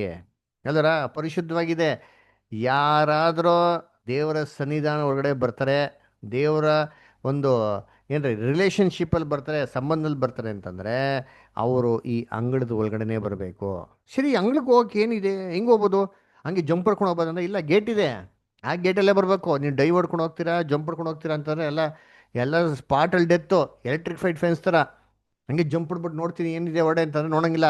ನೋಡಿದ್ರೆ ಅಪ್ಪಿ ತಪ್ಪಿ ಸ್ಪಾಟ್ ಔಟ್, ಅವನಲ್ಲೇ ಶಿಕ್ಷೆ ಕೊಡೋರು. ಇದಕ್ಕೆ ಒಡೆ ಹೋಗ್ಬೋದಂದ್ರೆ ಹೋಗ್ಬೋದಾಗಿತ್ತು. ಹಿಂಗೆ ಒಂದು ಗೇಟ್ ಇದೆ, ಈ ಗೇಟ್ ಮುಖಾಂತರನೇ ಹೋಗ್ಬೇಕ್ರಿ ಅದರ. ಇದು ಯಾವ ಗೇಟು? ಯಾರು ಗೇಟು? ಲಾಲ್ಬಾಗ್ ಗೇಟಿಗೆ ಎಷ್ಟಿದೆ? ಲಾಲ್ಬಾಗ್ ಎಷ್ಟಿದೆ ಗೇಟು? 4 ಇದೆ. ನಮ್ಮ ಪರಲೋಕದಲ್ಲಿ ಏನ್ರಿ ದೇವರ ಒಂದು ಸಮಕ್ಷಮನ ಹೋಗೋದಕ್ಕೆ ನಮಗಿರೋದು ಒಂದೇ ಗೇಟು. ಆ ಒಂದು ಗೇಟ್ ಯಾರು ಗೊತ್ತಾ? ದೇವರು ಮನುಷ್ಯನಿಗಿರೋಂಥ ಮಧ್ಯಸ್ಥನು ಒಬ್ಬನೇ. ಯಾರದು ಮಧ್ಯಸ್ಥನು? ಯೇಸು ಕ್ರಿಸ್ತನು. Very good star, very good. Yesu ಕ್ರಿಸ್ತನು. ಯೇಸು ಕ್ರಿಸ್ತನೇ ಆ ಗೇಟ್. ಯೇಸು ಕ್ರಿಸ್ತನ ಮುಖಾಂತರ ಅಲ್ದಿರ ಯಾರು ದೇವರ ಸನ್ನಿಧಾನಕ್ಕೆ ಹೋಗಕ್ಕೆ ಸಾಧ್ಯನೇ ಇಲ್ಲ. ನೋಡಿ, ಓದೋಣ. ಅಪೊಸ್ತಲ ಕೃತ್ಯಗಳು 4:12 ಓದಿ ಸ್ಟಾರ್. ಬರಬೇಕಾದ ರಕ್ಷಣೆಯು ಇನ್ಯಾರಲ್ಲಿಯೂ ಸಿಕ್ಕುವುದಿಲ್ಲ. ಆ ಹೆಸರಿನಿಂದಲೇ ಹೊರತು ಆಕಾಶದ ಕೆಳಗೆ ಮನುಷ್ಯರೊಳಗೆ ಕೊಡಲ್ಪಟ್ಟಿರುವ ಬೇರೆ ಯಾವ ಹೆಸರಿನಿಂದಲೂ ನಮಗೆ ರಕ್ಷಣೆ ಆಗೋದಿಲ್ಲ ನೋಡ್ರ, ಎಂದು ಹೇಳಿದನು. ಯಾವ ನಾಮದಲ್ಲೂ ರಕ್ಷಣೆ ಇಲ್ಲ, ಯೇಸು ಕ್ರಿಸ್ತ ನಾಮ ಬಿಟ್ರೆ ರೀ. ಅವರೇ ಗೇಟ್. ಯೋಹಾನ 10ನೇ ಅಧ್ಯಾಯ 9ನೇ ವಾಕ್ಯ. ಜಾನ್ 10:9 ಓದ್ರಿ.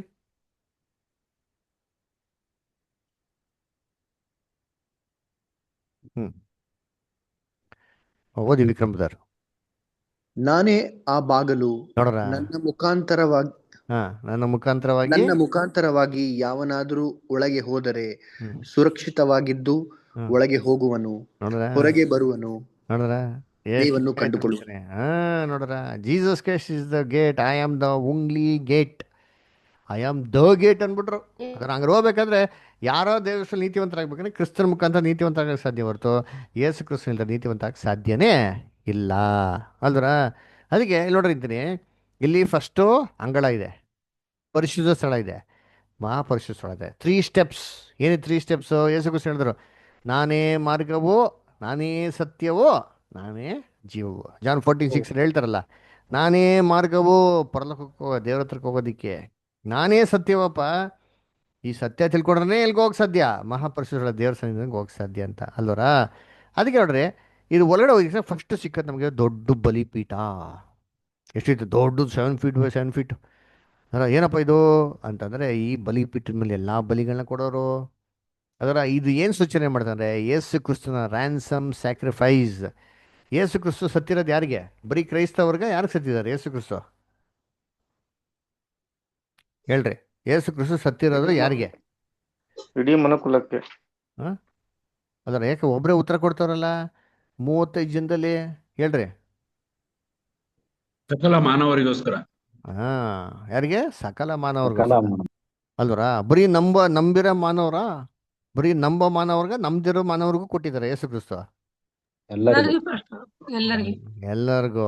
ನೋಡ್ರ, ಅದನ್ನೇ ಈ ಸ್ನಾನಿಕನಾದ ಯೋಹಾನ ಹೇಳೋದು. ಈಗೋ ಯಜ್ಞದ ಕುರಿಯಾದಾತನೋ, ಇಡೀ ಲೋಕದ ಪಾಪವನ್ನು ನಿವಾರಣೆ ಮಾಡಂತ ಯಜ್ಞದ ಕುರಿ ಯಾರಂತೆ? Jesus Christ.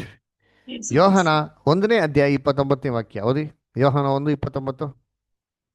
ಮರುದಿನ ಯೋಹಾನನು ತನ್ನ ಕಡೆಗೆ ಬರುವ ಯೇಸುವನ್ನು ನೋಡಿ, ಅಗೋ, ದೇವರು ನೇಮಿಸಿದ ಕುರಿ, ಲೋಕದ ಪಾಪವನ್ನು ನಿವಾರಣೆ ಮಾಡುವವನು, ನನ್ನ ಹಿಂದೆ ಬರುವವನು ನನಗಿಂತ ಮೊದಲೇ ಇದ್ದದರಿಂದ ನೋಡ್ರ, ನನಗೆ ಮುಂದಿನವನಾದನು ಎಂದು ನಾನು ಹೇಳಿದ ಮಾತು ಥ್ಯಾಂಕ್ ಯು ಬದರ್. ಈತನ ವಿಷಯವಾಗಿಯೇ. Thank you Badr. ಅದಕ್ಕೆ ನೋಡ್ಬೇಕಾದ್ರೆ ಏನ್ರಿ, ಇಡೀ ಲೋಕದ ಪಾಪನ ನಿವಾರಣೆ ಮಾಡೋಂಥ ಯಜ್ಞದ ಕುರಿಯಾದ ಯಾರಪ್ಪ? Jesus Christ. ಅದಕ್ಕೆ ಫಸ್ಟು ಹೋಯ್ತೀನಿ ಅವರೇ ಜೀಸಸ್ ಕ್ರೈಸ್ಟು. ಜೀಸಸ್ ಕ್ರೈಸ್ಟ್ ನಮ್ಮ ಸ್ವಂತ ರಕ್ಷಕ, ಇಡೀ ಲೋಕದೆಲ್ಲ ಪಾಪಗಳ ವಿಮೋಚನೆ ಮಾಡೋಂಥ ಯಜ್ಞದ ಕುರಿಯಾದಂಥ ನಮ್ದಿರ ಇದ್ದರೆ ಇನ್ನು ಮುಂದಕ್ಕೆ ದೇವ್ರ ಮಾರ್ಗ ನಡೆಯೋದಕ್ಕೆ ಸಾಧ್ಯನೇ ಇಲ್ಲ ರೀ. ಅದರ ಇದು ಜೀಸಸ್ ಕ್ರೈಸ್ಟ್ ರ್ಯಾನ್ಸಮ್ ಸ್ಯಾಕ್ರಿಫೈಸ್ನ ಸಿಗ್ನಿಫೈ ಮಾಡ್ತದೆ. ರ್ಯಾನ್ಸಮ್ ಕ್ಲಾಸ್ ಕೇಳಿದಿರಾ? 2nd class. ಆದಾಮಿಂದ ಪಾಪ ಅಂತೋ, 2ನೇ ಆದಾಮ ಅಂತ ಕ್ರಿಸ್ತನ ಮುಖಾಂತರ ಮಾಡ್ತಾರೆ, ಲೋಕಕ್ಕೆ ಎಲ್ಲರಿಗೂ ಏನಾಯ್ತೋ ರಕ್ಷಣೆ ಮತ್ತು ಅದನ್ನು ಸೂಚನೆ ಮಾಡ್ತಾರೆ. ಸರಿ, ಈ ಒಂದು ಬಲಿಪೀಠದ ಮುಂದಕ್ಕೆ ಹೋದ್ರೆ ಏನಿದೆ? ಲೇವರ್ ಇದೆ, ಗಂಗಾಳ. ಇದೆಲ್ಲ ಹೋಗ್ಬಿಟ್ಟು ಏನೋ ಕೈಕಾಲು ತೊಳ್ಕೊಬೇಕ್ರಿ. ಇದೇನು ಸೂಚನೆ ಮಾಡ್ತದೆ? ಇದೇನಪ್ಪ ಸೂಚನೆ ಮಾಡ್ತಾರೆ ಅಂದರೆ, ಯಾವಾಗ ಯೇಸು ಕ್ರಿಸ್ತ ನಮ್ಮ ಸ್ವಂತ ರಕ್ಷಕ ಅಂತ ಅಂಗೀಕಾರ ಮಾಡ್ತಿರೋ, ಇನ್ನು ಮುಂದಕ್ಕೆ ಹೋದರೆ ನಮ್ಗೆ ಇನ್ನೊಂದು ಪ್ರಾವಿಷನ್ ಇದೆ ರೀ. ಏನಪ್ಪ ಅದಂತಂದರೆ, ನಾವು ಕೈಕಾಲು ತೊಳ್ಕೊಬೇಕು. ಏನದು? ದೇವರ ವಾಕ್ಯ. ದೇವರ ವಾಕ್ಯ ಹೆಂಗಿದೆ ಅಂತ ನಮಗೆ ಕನ್ನಡಿ ಥರ ಇದೆ ರೀ. ಅದೇನು ಮಾಡ್ತಾರೆ, ನಮಗೆ ನಾವು ಎಲ್ಲಿದ್ದೀರಿ, ನಾವು ಏನು ತಪ್ಪು ಮಾಡ್ತಿದ್ದೀರಿ ನಮಗೆಲ್ಲ ಸ್ಪಷ್ಟವಾಗಿ ನೋಡಿಸ್ತದೆ. ಇದರಲ್ಲಿ ನಾವೇನು ಮಾಡಬೇಕು? ನಮ್ಮನ್ನು ನಾವೇ ಶುದ್ಧಪಡಿಸ್ಕೊಬೇಕು. ಎಲ್ಲಿದೆ ವಾಕ್ಯ? ಎಫೆಸ ಬರೆದಂಥ ಪತ್ರಿಕೆ 5ನೇ ಅಧ್ಯಾಯ 26ನೇ ವಾಕ್ಯ ಹೋದ್ರಿ. ಎಫಿಷಿಯನ್ಸ್ 5:26 ಹೋದ್ರಿ.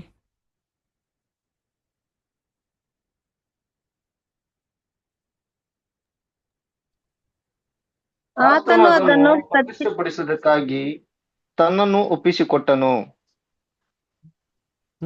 ಹೋದ್ರೆ ಅದನ್ನು ಕಳಂಕ, ಸುಖ ಮುಂತಾದೊಂದು ಇಲ್ಲದ ಕನ್ನಿಕೆಯೋ ಎಂಬಂತೆ ಪರಿಶುದ್ಧವೂ ನಿರ್ದೋಷವೂ ಮಹಿಮೆಯುಳ್ಳದೂ ಆಗಿರುವ ಸಭೆಯನ್ನಾಗಿ ತನ್ನೆದುರಿನಲ್ಲಿ ನಿಲ್ಲಿಸಿಕೊಳ್ಳಬೇಕೆಂದು ವಾಕ್ಯೋಪದೇಶ ಸಹಿತವಾದ ಜಲಸ್ನಾನವನ್ನು ಮಾಡಿಸಿ ಶುದ್ಧ ಮಾಡಿದನು. ನೋಡ್ದ, ವಾಕ್ಯೋಪದೇಶವಂತ ಜಲಸ್ನಾನ. ನೋಡ್ರ, ವಾಕ್ಯ ಉಪದೇಶ ಎಂಬಂತ ಜಲಸ್ನಾನದ ನಮ್ದೇನ್ ಮಾಡೋರೆ? ತೊಳೆದವ್ರು ನೋಡಿರ್ತೀರಿ. ಅದರ ಇದೇ washing by word of god. ಈ ಒಂದು ಬೈಬಲ್ ಅಂತ ಅನೇಕ ವಿಷಯಗಳನ್ನ ತಿಳಿದು ನಾವೇನು ಮಾಡ್ತೀವಿ? ನಮ್ಮಲ್ಲಿ ಕಲ್ಮಶಗಳನ್ನ ಬಿಟ್ಬಿಡ್ತೀವಿ. ಹೆಂಗೆ? ಫಸ್ಟ್ ಸುಳ್ಳು ಹೇಳ್ತಾ ಇರ್ತೀರಿ, ಆಮೇಲೆ ಬೈಬಲ್ ಓದ್ಮೇಲೆ ಸುಳ್ಳು ಹೇಳ್ಬಿಡೋದು ಗೊತ್ತಾಗ ನಾವೇನು ಮಾಡ್ತೀರಿ? ಸುಳ್ಳು ಆಡೋದನ್ನ ಬಿಟ್ಬಿಡ್ತೀರಿ ಅಲ್ವರ? ಅವಾಗೇನು ಮಾಡ್ದಂಗೆ ನಮ್ಮನ್ನು ನಾವೇ ಆ ನೀರಿಂದ, ವಾಕ್ಯದಿಂದ, ಬೈಬಲಿಂದ ತೊಳ್ಕೊಂಡಂತೆ. ಕರೆಕ್ಟಾ? ಸರಿ, ಇಷ್ಟೇ ಸಾಕಾ ಅಂದರೆ ಇಲ್ಲ ರೀ. ಅಂದರೆ ಇನ್ನೊಂದು ಸ್ಟೆಪ್ ಮುಂದಕ್ಕೆ ಹೋಗ್ಬೇಕು. ಏನಪ್ಪ ಅದು ಅಂತಂದರೆ, ಇದು ನೀರು ಎತ್ಕೊಳಕ್ಕೆ ಸ್ವಲ್ಪ ಜಗ್ಗೆಲ್ಲ ಕೊಟ್ಟಾರೆ. ಇದೆಲ್ಲ ಏನಂದರೆ ಬೈಬಲ್ ರಿಲೇಟೆಡ್ ಏನ್ರಿ ಎಷ್ಟೋ ಐಟಮ್ಸ್ಗಳು. ಇವಾಗ ಎಕ್ಸಾಂಪಲ್ ಈ ಬೈಬಲ್ ಸ್ಟಡಿ ಇದೇನು ಮಾಡ್ತೈತೆ ನಿಮಗೆ? ನೀವು ಬೈಬಲ್ನ ಅರ್ಥ ಮಾಡ್ಕೊಳಕ್ಕೆ ಸಹಾಯ ಮಾಡ್ತೈತೆ. ಜಗ್ಗಲ್ಲಿ ನೀರು ಎತ್ಕೊಳೋದ್ರೆ ಏನು? ಬೈಬಲ್ನಲ್ಲಿ ನೀರನ್ನ ಎತ್ಕೊಳಕ್ಕೆ ನಮಗೆ ಸಹಾಯ ಮಾಡೋಂಥ ಜಗ್ಗಳು ಬೈಬಲ್ ಕ್ಲಾಸ್ಗಳು, ಬೈಬಲ್ ಬುಕ್ಸು, ಬೈಬಲ್ ಡಿಕ್ಷನರಿಗಳು ಇವೆಲ್ಲ. ಅದರ ಸರಿ, ಹಿಂಗೆ ಮುಂದಕ್ಕೆ ಹೋದರೆ ನೆಕ್ಸ್ಟ್ ಏನಿದ್ದಾರೆ? ಪರಿಶುದ್ಧ ಸ್ಥಳ ಇದೆ. ಸರಿ, ಈ ಪರಿಶುದ್ಧ ಸ್ಥಳದಲ್ಲಿ ಯಾರಪ್ಪ ಹೋಗ್ಬೋದಾಗಿತ್ತು ಅಂದರೆ, ಅಂಗಳದಲ್ಲಿ ಲೇವಿಗಳಿರ್ತಾಯಿದ್ರು. ಓಕೆನಾ? ಆದರೆ ಈ ಪರಿಶುದ್ಧ ಸ್ಥಳದಲ್ಲಿ ಯಾಜಕ ಮಾತ್ರ ಹೋಗ್ಬೋದ್ರಿ. ಅಲ್ಲರ ಏನ್ರಿ? ಅಂಗಳದ ಚೆನ್ನಾಗಿ ಅರ್ಥ, ಅಂಗಳದಲ್ಲಿ ಲೇವಿಗಳಿರ್ಬೋದು, ಯಾಜಕನೂ ಇರ್ಬೋದು, ಮಹಾಯಾಜಕನೂ ಇರ್ಬೋದು. ಆದರೆ ಪರಿಶುದ್ಧ ಸ್ಥಳದಲ್ಲಿ ಯಾಜಕ ಮಹಾಯಾಜಕ ಮಾತ್ರ ಹೋಗ್ಬೋದು ಹೊರತು ಬೇರೆ ಯಾರೂ ಹೋಗಂಗಿಲ್ಲ. ಇದೇನು ಸೂಚನೆ ಮಾಡ್ತದೆ? ಇವ್ರು ಯಾರಪ್ಪ ಯಾಜಕ ಮಹಾಯಾಜಕ ಅಂದರೆ ಬಲಿಗಳನ್ನ ಸಲ್ಲಿಸೋರ್ರೆ ಅಲ್ವರ. ಅದನ್ನ ಹೆಂಗೆ ಹೋಗ್ಬೇಕು ಅಂದರೆ ನೋಡಿ, ಈ ಥರ ತೆರೆ ಹಿಂಗೆ ಮನೆ ಇರುತ್ತೆ ಕಟ್ಟನ್ನು ಹಿಂಗೆ ಅಗಲ ಮಾಡ್ಬಿಟ್ಟು ಹೋಗೋಕ್ಕಾಗಲ್ಲ ರೀ. ಆ ತೆರೆ ಎಷ್ಟು ತೂಕ ಅಂತಂದರೆ, ಎಷ್ಟು ಎತ್ತರ ಅಂತಂದರೆ ಏನ್ರಿ, ಹಾಸಿಗೆ ಇದೆ ಗೊತ್ತಾ, ಮನೇಲಿ ಹಾಸಿಗೆ ಅಷ್ಟು ದಪ್ಪ ರೀ, 6 ಇಂಚಸ್ ತಿಕ್ಕು. ಸುಮ್ಮನೆ ಅಷ್ಟು ಈಸಿ ಅಲ್ಲ ಎತ್ತಕ್ಕೆ.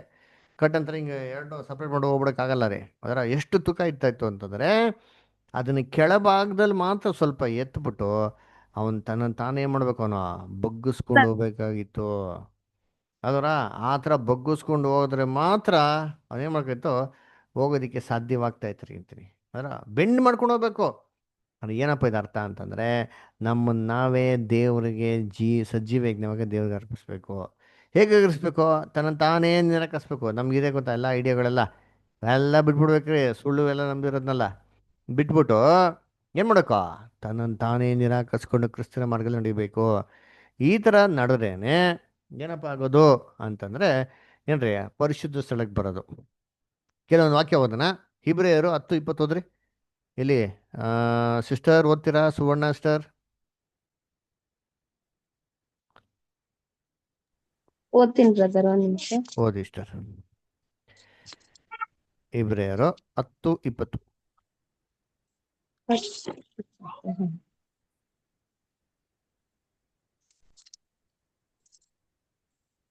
ಹೀಗಿರುವಲ್ಲಿ ಸಹೋದರರೇ, ಏಸು ನಮಗೋಸ್ಕರ ಪ್ರತಿಷ್ಠಿಸಿದ ಜೀವವುಳ್ಳ ಹೊಸ ದಾರಿಯಲ್ಲಿ ಆತನ ರಕ್ತದ ಮೂಲಕ ಆತನ ಶರೀರವೆಂಬ ತೆರೆಯ ಮುಖಾಂತರ ದೇವರ ಸಮಕ್ಷಮದಲ್ಲಿ ಪ್ರವೇಶಿಸುವುದಕ್ಕೆ ನಮಗೆ ಧೈರ್ಯ ಉಂಟಾಯಿತು. ನೋಡ್ರ ಏನ್ರಿ, ಆತನ ಶರೀರ ಮತ್ತು ತೆರೆ ಮುಖಾಂತರ ದೇವರ ಸಮಕ್ಷಮ ಪ್ರವೇಶಿಸೋದಕ್ಕೆ ನಮ್ಗೆ ಧೈರ್ಯ ಉಂಟಾಗುತ್ತೆ. ಹೆಂಗೆ? ಕ್ರೈಸ್ಟ್ ಸ್ಯಾಕ್ರಿಫೈಸ್ ನಂತರ ರೀ. ಅದಕ್ಕೆ ಯೇಸು ಕ್ರಿಸ್ತ ಸಾಯ್ಬೇಕಾರೆ ಏನಾಯ್ತು? ಆಲಯ ತೆರೆ ಓಪನ್ ಆಗೋಯ್ತು. ಈ ತೆರೆ ಮುಖಾಂತರನೇ ಪರಲೋಕಕ್ಕೆ ಹೋಗ್ತಾನೆ ಏನಾಯ್ತು? ಆಕ್ಸೆಸ್ ಆಯ್ತು. ನನಗೆ ಯೇಸು ಕ್ರಿಸ್ತ ಹೇಳ್ತಾರೆ, ಇಕ್ಕಟ್ಟಾದ ಮಾರ್ಗದೊಳಗೆ ಹೋಗಿ, ವಿಶಾಲ ಮಾರ್ಗ ಬೇಡ. ಅನೇಕ ಜನಗಳು ಹೋಗ್ತಾ ಇದ್ದಾರೆ, ಅದು ಇಕ್ಕಟ್ಟಾದ ಮಾರ್ಗ ಅಲ್ಲವರ. ಅದಕ್ಕೆ ಟರ್ಮ್ಸ್ ಆ್ಯಂಡ್ ಕಂಡೀಷನ್ಸ್ ಇದೆ. ಸುಮ್ಮನೆ ಹಂಗೆ ಧಾರಾಳಕ್ಕೆ ಹೋಗೋಕ್ಕಾಗಲ್ಲ. ಏನು terms and conditions? Yesu Krista ಹೇಳ್ತಾರೆ ಇಲ್ಲಿ ಲೂಕ 14ನೇ ಅಧ್ಯಾಯ 26-27. ಆನಂದ್ ಬದರ್ ಓದ್ತೀರಾ? Luke 14 chapter 26-27. ಓಕೆ ಬ್ರದರ್, ಓದ್ತಿದ್ದೇನೆ. 14:26-20. ಯಾವನಾದರೂ ನನ್ನ ಬಳಿಗೆ ಬಂದು ತನ್ನ ತಂದೆ ತಾಯಿ, ಹೆಂಡತಿ ಮಕ್ಕಳು, ಅಣ್ಣ ತಮ್ಮಂದಿರು, ಅಕ್ಕ ತಂಗಿಯರು ಇವರನ್ನು ತನ್ನ ಪ್ರಾಣವನ್ನು ಸಹ ಹಾಗೆ ಮಾಡದಿದ್ದರೆ ಅವನು ನನ್ನ ಶಿಷ್ಯನಾಗಿರಲಾರನು. ಅವನಾದರೂ ನೋಡಿ ಸಾಕ್ಬಿಡಿ, ಹೇಳ್ತಾರೆ ಶಿಷ್ಯನಾಗೋದಕ್ಕೆ ಸಾಧ್ಯನೇ ಇಲ್ಲ. ಯಾವನಾದ್ರೂ ಶಿಲಿಬೆ ಎತ್ಕೊಂಡು ನನ್ನ ಹಿಂದೆ ಬರ್ದಾರಿದ್ರೆ ಶಿಷ್ಯನಾಗಿ ಸಾಧ್ಯ. ಇದು ಕಂಡೀಷನ್. ತಾನೇ ನಿರಾಕರಿಸ್ಬೇಕು, ಬಗ್ಬೇಕು, ಶಿಲಿಬೆ ಎತ್ಬೇಕು, ಕ್ರಿಸ್ತನ್ ಏನಬೇಕು, ಬರಬೇಕು. ಅದಕ್ಕೇನು ಹೇಳ್ತಾರೆ? ತಮ್ಮ ದೇಹವನ್ನು ದೇವರಿಗೆ ಸಜೀವ ಯಜ್ಞವಾಗಿ ಅರ್ಪಿಸ್ರಿ. ರೋಮಾಪುರದಲ್ಲಿ 12ನೇ ಅಧ್ಯಾಯ 1ನೇ ವಾಕ್ಯ ಹೋದ್ರೆ ಯಾರಾದ್ರ ಓದಿ ಇಷ್ಟ. ಆದುದರಿಂದ ಸಹೋದರರೇ, ದೇವರ ಕನಿಕರವನ್ನು ನಿಮ್ಮ ನೆನಪಿಗೆ ತಂದು ನಿಮ್ಮನ್ನು ಬೇಡಿಕೊಳ್ಳುವುದೇನೆಂದರೆ, ನೀವು ನಿಮ್ಮ ನಿಮ್ಮ ದೇಹಗಳನ್ನು ದೇವರಿಗೆ ಮೀಸಲಾಗಿಯೂ ಮೆಚ್ಚುಗೆಯಾಗಿಯೂ ಇರುವ ಸಜೀವ ಯಜ್ಞವಾಗಿಯೂ ಅರ್ಪಿಸಿರಿ. ಇದೇ ನಿಮ್ಮ ವಿವೇಕಪೂರ್ವಕವಾದ ಆರಾಧನೆ. Very good. ಇದೇ ನಿಮ್ಮ ವಿವೇಕಪೂರ್ವಕವಾದ ಆರಾಧನೆ. ಏನೋ ನಿಮ್ಮ ದೇಹಗಳನ್ನ ಸಜೀವ ಯಜ್ಞವಾಗಿ ದೇವ್ರಿಗೆ ಅರ್ಪಿಸೋದು. ನೋಡಿದ್ರ, ಅರ್ಪಣೆ ಮಾಡಿದ್ರೇನೆ ಏನಾಗೋದು? ಪರಿಶುದ್ಧ ಸ್ಥಳಕ್ಕೆ ಬರೋದು. ಪರಿಶುದ್ಧ ಸ್ಥಳದಲ್ಲಿ ಬಂದರೆ ಏನೋ 3 ವಸ್ತುಗಳಿದೆ: ದೀಪಸ್ತಂಭ, ಮೇಜ್ಮೆಂತ ರೊಟ್ಟಿ. ಅದರ ಇದು ಫಸ್ಟ್ ದೀಪಸ್ತಂಭ ನೋಡೋಣ. ಈ ದೀಪಸ್ತಂಭದ ಬೆಳಕಿಂದಾನೇ ಮೇಜ್ಮೆಂತ ರೊಟ್ಟಿ ಏನಾಗೋದು? ನಮಗೆ ಕಣ್ಣು ಕಾಣಿಸೋದ್ರಿ ಅಲ್ಲರ. ಏನಿದು ದೀಪಸ್ತಂಭ ಅಂತಂದರೆ ಬೆಳಗ್ಗೆ ಸಾಯಂಕಾಲ ಬಂದು ಮಾಡೋರು, ಟ್ರಿಮ್ ಮಾಡೋರು, ಅವ್ರಿಗೆ ಎಣ್ಣೆ ಹಾಕೋರು. ಏನೆಣ್ಣೆ? ದೇವ್ರು ಪರ್ಟಿಕ್ಯುಲರ್ ನೇಮಿಸಿರೋರು ಎಣ್ಣೆ ಹಿಂಗೆ ಮಾಡಬೇಕು ಅಂತ. ಆ ಎಣ್ಣೆ ಮಾಡೋರು ಹಾಕೋರು. ಎಣ್ಣೆಯಿಂದ ಬೈಬಲ್ ಏನರ್ಥ? ಪವಿತ್ರ ಆತ್ಮಗೆ ಸೂಚನೆ ಆಯ್ತಾ? ಈ ಎಣ್ಣೆನ ಏನು ಮಾಡೋರಂತೆ? ಬೆಳಗ್ಗೆ ಸಾಯಂಕಾಲ ಹಾಕ್ಬಿಟ್ಟು ಟ್ರಿಮ್ ಮಾಡೋರಂತೆ ಅಲ್ಲರ. ಇದು ಪವಿತ್ರಾತ್ಮನ ಸೂಚನೆ ಮಾಡ್ತದೆ. ಪವಿತ್ರಾತ್ಮನ ಪ್ರಭಾವದಿಂದನೇ ನಾವು ಸತ್ಯವೇದನ ಅರ್ಥ ಮಾಡ್ಕೊಳಕ್ಕೆ ಸಾಧ್ಯ ರೀ. ಮುಂದೆ ಇರೋಂಥ ಮೇಜು ನಮ್ಮ ಕಣ್ಣಿಗೆ ಏನಾಗೋದು? ಕಾಣಿಸೋದು ಅಲ್ಲರ. ಆ ಮೇಜ್ ಮೇಯ್ತು, ರೊಟ್ಟಿಗಳಿತ್ತು. ಅಂದರೆ ದೇವ್ರ ವಾಕ್ಯ ರೀ. ಬೈಬಲ್ ಹೇಳ್ತಲ್ಲ, ಮನುಷ್ಯ ರೊಟ್ಟಿನ ಮಾತ್ರ ಬದುಕತಕ್ಕನಲ್ಲ ಅಂತ ಮ್ಯಾಥ್ಯೂ 4:4 ಹೇಳ್ತಲ್ಲ. ಅಂದರೆ ಏನ್ರಿ? ರೊಟ್ಟಿ ಅಂದರೆ ದೇವರ ವಾಕ್ಯ. ದೇವರ ವಾಕ್ಯ ರೊಟ್ಟಿನ ಕಣ್ಣಿಡ್ಕೊಬೇಕು ಅಂದರೆ, ಕಣ್ಣಿಗೆ ಕಾಣಿಸ್ಬೇಕು ಅಂದರೆ ಬೆಳಕಬೇಕು. ಬೆಳಕೆಲ್ಲ ಬರ್ತಾಯಿತ್ತು? ದೀಪಸ್ತಂಭನೇ ಬರ್ತಾಯಿತ್ತು. ಸತ್ಯವೇದನ ಅರ್ಥ ಮಾಡ್ಕೊಬೇಕಾದ್ರೆ ನಮ್ಗೇನು ಬೇಕು? ಪವಿತ್ರಾತ್ಮ ಬೇಕ್ರಿ. ಇಲ್ಲ ಅಂದರೆ ಪವಿತ್ರಾತ್ಮ ಇಲ್ಲದ್ರೆ ಸತ್ಯವೇದನ ಅರ್ಥ ಮಾಡ್ಕೊಳೋಕ್ಕೆ ಸಾಧ್ಯ ಇಲ್ಲ ರೀ. ಅದಕ್ಕೆ ಏನ್ರಿ ಕರ್ತನಲ್ಲಿ ಪ್ರೀತಿಗಳೇ ಪವಿತ್ರಾತ್ಮನ ಪಡ್ಕೊಳೋದು ಇಂಪಾರ್ಟೆಂಟು. ಅದರ ಹೇಗೆ ಅದ್ರ ಮುಂದೆ ಬರೋ ದಿನಗಳೆಲ್ಲ ನಿಮ್ಗೆ ಹೇಳ್ತೀರಿ ಕಂಡೀಷನ್ಸ್ ಎಲ್ಲ, ಓಕೆನಾ? ಸೊ ಅದಕ್ಕೆ ನೋಡ್ಬೇಕಾದ್ರೆ ಏನ್ರಿ ಒಂದು ವಾಕ್ಯ ಓದೋಣ. ಏಷಯ 34:16 ರೀ. ಐಸೈಯಾ 34:16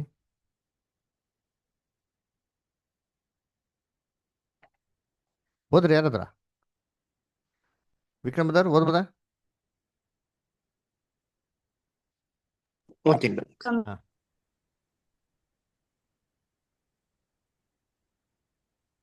ಯೆಹೋವನ ಶಾಸ್ತ್ರದಲ್ಲಿ ಹುಡುಕಿ ಓದಿರಿ, ಹ್ಮ್. ಇವುಗಳಲ್ಲಿ ಒಂದಾದರೂ ಇಲ್ಲವೇ ಇರುವುದಿಲ್ಲ, ನೋಡ್ರ ಜೊತೆ ಇಲ್ಲದೆ ಒಂದೂ ಇಲ್ಲ. ಯಾಕಂದರೆ ಆತನ ಬಾಯಿಯೇ ಹ್ಮ್. ಅದನ್ನು ಆಜ್ಞಾಪಿಸಿತು, ನೋಡ್ರ ಆತನ ಆತ್ಮವು ಇವುಗಳನ್ನು ಒಟ್ಟುಗೂಡಿಸಿತು. ನೋಡ್ರ ಯೌವನ ಶಾಸ್ತ್ರ ಹುಡುಕಿ ಓದಿರಿ. ಹುಡುಕಿ ಓದ್ಬೇಕಪ್ಪ.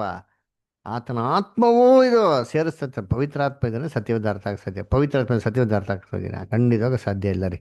ಅದರ ಸರಿ, ಇದನ್ನ ಏನು ಮಾಡಬೇಕು? ಬೆಳಗ್ಗೆ ಸಾಯಂಕಾಲ ಟ್ರಿಮ್ ಮಾಡ್ಬೇಕ್ರಿ. ಹಂಗಾರೆ ಏನು ದೇವ್ರನ್ನ ಹೋಲಿಸ್ಬಿಟ್ಕೊಬಿಟ್ರೆ ಸಂಪೂರ್ಣವಾಗಿ ನಾವು ಫುಲ್ ಮೆಜರ್ಡ್ ಫೀಲ್ಡ್ ವಿತ್ ಹೋಲಿಸ್ಬಿಟ್ಟು ಆಗ ಸಾಧ್ಯನಾ? ಇಲ್ಲ ರೀ. ನಮ್ಮಲ್ಲಿ ಕಲ್ಮಲಶ ಐತೆ. ಇದನ್ನೇ ಮಾಡಬೇಕು? ತೆಗಿತಾ ಇರಬೇಕು. ಬೆಳಿಗ್ಗೆ ಸಾಯಂಕಾಲ ಟ್ರಿಮ್ ಮಾಡ್ತಾನೆ ಇರಬೇಕು. ಅದೇನರ್ಥ? ನಮಗೆ ದೇವ್ರ ಪವಿತ್ರಾತ್ಮ ಎಲ್ಲಿಟ್ಟವ್ರಂತೆ. ವಾಕ್ಯ ಯಾವ್ದು ನೋಡಿದ್ದೀನಿ. 2 Corinthians 4:7 ಓದಿ. 2 Corinthians 4:7. 2 Corinthians 4:7 ಓದಿ ಬದರ್. ಬಲಾಧಿಕ್ಯವು ದೇವರದೇ ಹೊರತು ನಮ್ಮೊಳಗಿಂದ ಬಂದದ್ದಲ್ಲವೆಂದು ತೋರುವುದಕ್ಕಾಗಿ ಈ ನಿಕ್ಷೇಪವು ಮಣ್ಣಿನ ಘಟಗಳಲ್ಲಿ ನಮಗುಂಟು. ನೋಡ್ರ ಎಲ್ಲಿಕ್ಕವಂತೆ? ಈ ನಿಕ್ಷೇಪ ಮಣ್ಣಿನ ಘಟಕದಲ್ಲಿ ನಮ್ಗೆ ಇಟ್ಟವ್ರಂತೆ. ನೋಡ್ರ ಎಲ್ಲಿಟ್ಟವ್ರೆ? ಮಣ್ಣಿನ ಘಟಕ ಅಂದ್ರೆ ನಮ್ಮ ಹಳೆ ದೇಹ. ಇದರಲ್ಲೇ ಪವಿತ್ರಾತ್ಮ ನಿಂತಿರೋದು ನೋಡ್ರಿ. ಇಂತೀನಿ ಅಲ್ಲರ ಈ ಒಂದು ಪವಿತ್ರಾತ್ಮನ ನಿಂದಿಸ್ಬಾರ್ದು. ಅಲ್ಲರ ಅದಕ್ಕೆ ನೋಡಿತೀನಿ ಇಲ್ಲಿ ಯಾಜಕ ಈ ಬೆಳಕನ್ನು ನೋಡ್ಕೊಂಡೇ ಏನ್ ಮಾಡ್ತಾ ಇದ್ದ? ಆ ಮೇಜು ರೊಟ್ಟಿ ಕಣ್ಣು ಕಾಣಿಸ್ತಾ ಇತ್ತು. ಆಮೇಲೆ ಏನ್ ಮಾಡ್ತಾ ಇದ್ದ? ಈ ಧೂಪ ವೇದಿ ಮೇಲೆ ಹೋಗ್ಬಿಟ್ಟು ಧೂಪ ಆಗ್ತಾ ಇದ್ದ. ಹೆಂಗಾಗ್ತಾ ಇದ್ದ ಅಂತಂದ್ರೆ ನೋಡಿ, ಇಲ್ಲಿ ಕ್ಲೀನಾಗೆಲ್ಲ ಅಬ್ಸರ್ವ್ ಮಾಡಿದ್ದೀನಿ. ಏನು ಮಾಡೋಣ? ಬಂದ್ಬಿಟ್ಟು ಬೆಳಗ್ಗೆ ಸಾಯಂಕಾಲ ದೀಪ ಸಮನೆ ಮಾಡೋರು, ಟ್ರಿಮ್ ಮಾಡೋಣ. ಯಾವಾಗೆಲ್ಲ ಬಂದು ಟ್ರಿಮ್ ಮಾಡ್ತಾ ಇದ್ನೋ ಆ ರೊಟ್ಟಿ ಹತ್ರ ಹೋಗ್ಬಿಟ್ಟು ಆ ರೊಟ್ಟಿ ಮೇಲಿರೋಂಥ ಒಂದು ಇಡಿಯಷ್ಟು ಅಂದರೆ ಆ ಧೂಪನ ತೊಗೊಂಡು ಇನ್ಸೆನ್ಸ್ನ ತೊಗೊಂಡು ಈ ಬಲಿ ಬಿಟ್ಟ ಮೇಲೆ ಕೆಂಡ ಮೇಲೆ ಮಾಡ್ತಾಯಿದ್ರು, ಹಾಕ್ತಾಯಿದ್ರು. ಹಾಕಿದ ತಕ್ಷಣ ಅದು ಒಂದು ಒಳ್ಳೆ ಸುಗಂಧ ವಾಸನೆ ಬರೋದು. ಇದು 2ನೇ ತರ ದಾಟಿ ಹೋಗ್ತಾ ಇತ್ತು. ಇದೇನು ಸೂಚನೆ ಮಾಡ್ತಾರೆ ಅಂತಂದರೆ, ದೇವರ ಪವಿತ್ರಾತ್ಮನ ಪ್ರಭಾವದಿಂದ ಸತ್ಯವೇದ ವಾಕ್ಯನ ನಾವು ಯಾವಾಗ ಅರ್ಥ ಮಾಡ್ಕೊತೀರೋ ಆವಾಗೆಲ್ಲ ನಮ್ಮ ಶರೀರದಲ್ಲಿ ಕೆಲವೊಂದು ಗುಣಗಳೇನಾಗ್ತಾರೆ? ಬೆಳೀತಾರೆ. ಬೆಳೆಸ್ಕೊತೀರಿ, ನಾಶ ಮಾಡ್ಕೊತೀರಿ. ಐದರ್ ಗುಡ್ ಆರ್ ಬ್ಯಾಡ್.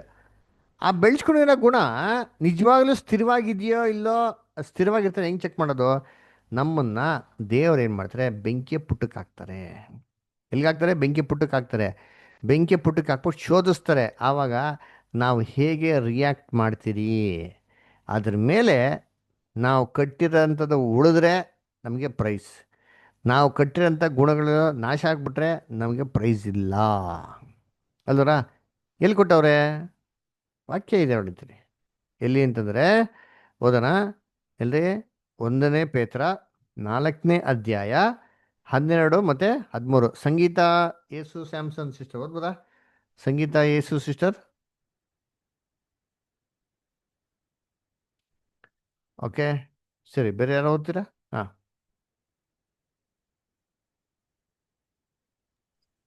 ಆದರೆ ನೀವು ಎಷ್ಟರ ಪ್ರಿಯರೇ, ಮಟ್ಟಿಗೆ ಕ್ರಿಸ್ತನ ಬಾಧೆಯಲ್ಲಿ ಪಾಲುಗಾರರಾಗಿದ್ದೀರೋ ಅಷ್ಟರ ಮಟ್ಟಿಗೆ ಸಂತೋಷ ಪಡ್ರಿ. ಆದ್ದರಿಂದ ಆತನ ಮಹಿಮೆಯ ಪ್ರತ್ಯಕ್ಷತೆಯಲ್ಲಿಯೂ ನೀವು ಸಂತೋಷಪಟ್ಟು ಉಲ್ಲಾಸಗೊಳ್ಳುವಿರಿ. ನೋಡಿದ್ರ?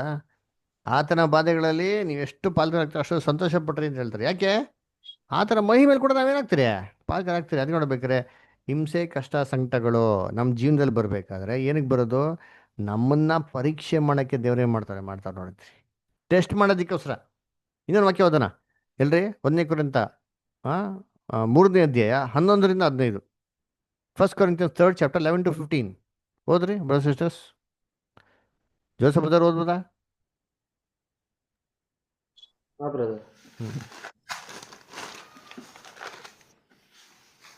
ಯೇಸು ಕ್ರಿಸ್ತ ಎಂಬ ಅಸ್ಥಿವಾರದಲ್ಲದೆ ಮತ್ತೊಂದು ಅಸ್ಥಿವಾರವನ್ನು ಯಾರು ಹಾಕಲಾರರಷ್ಟೇ. ಆ ಅಸ್ಥಿವಾರದ ಮೇಲೆ ಚಿನ್ನ, ಬೆಳ್ಳಿ, ರತ್ನಗಳು, ಕಟ್ಟಿಗೆ, ಹುಲ್ಲು, ಆಪು ಮುಂತಾದವುಗಳಲ್ಲಿ ಯಾವುದರಿಂದ ಕಟ್ಟಿದರೂ ಅವನವನ ಕೆಲಸವು ಪ್ರಕಟವಾಗುವುದು. ಕ್ರಿಸ್ತನು ಬರುವ ದಿನವು ಬೆಂಕಿ ಒಡನೆ ಉದಯವಾಗಿ ಆ ಕೆಲಸವನ್ನು ಸ್ಪಷ್ಟವಾಗಿ ತೋರಿಸುವುದು. ಅವನವನ ಕೆಲಸವೆಂಬುದನ್ನು ಆ ಬೆಂಕಿ ಶೋಧಿಸುವುದು. ನೋಡ್ರ, ಆ ಬೆಂಕಿ ಒಬ್ಬನ ಆತನ, ಒಂದ್ ನಿಮಿಷ ಸರ್, ಆತನು ಏನ್ರಿ ಕೆಲಸ ಎಂಥದೆಂಬುದನ್ನು ಬೆಂಕಿ ತೋರಿಸ್ತಂತೆ ರೀ.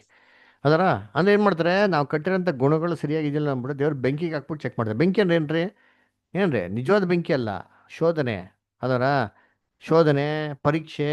ಅದರ ಈ ಶೋಧನೆಗಳಿಗೆ ಹಾಕ್ಬೇಕಾದ್ರೆ ದೇವರು ನಮ್ಮ ಗುಣಗಳನ್ನ ಏನು ಮಾಡ್ತಾರೆ, ಪರೀಕ್ಷೆ ಮಾಡಿ ನೋಡ್ತಾರೆ.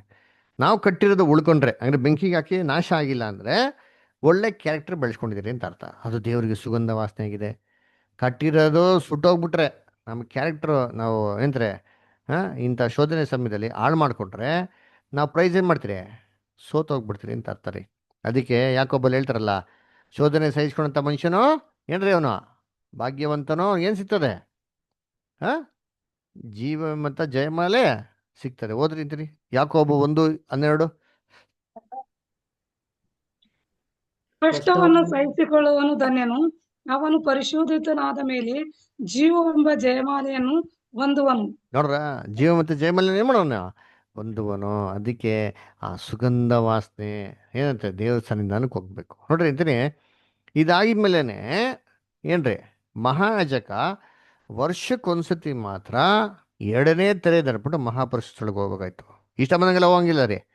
ಅಂದ್ರೆ ಇದೇನರ್ಥ ಅಂತಂದರೆ, ಕರ್ತನಲ್ಲಿ ಪ್ರೀತಿ ಅನ್ಸೋಗಳೇ, ಸುಮ್ಮನೆ ನಾವು ಇಷ್ಟ ಬಂದಂಗೆ ಎಲ್ಲಿ ಬೇಕಾದ್ರೆ ಹೋಗೋಕ್ಕೆ ಸಾಧ್ಯ ಇಲ್ಲ.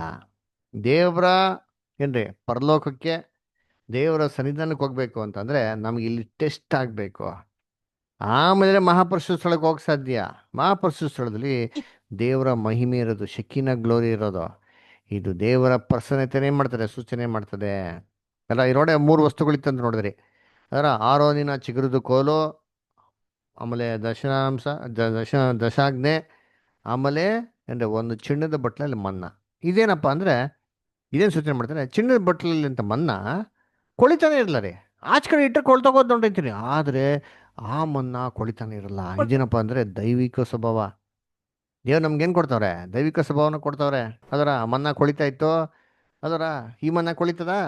ಯಾಕೆ ಯೋಹಾನ 6:49 ಹೋದ್ರಿ ಯಾರಾದ್ರ? John 6:49-51.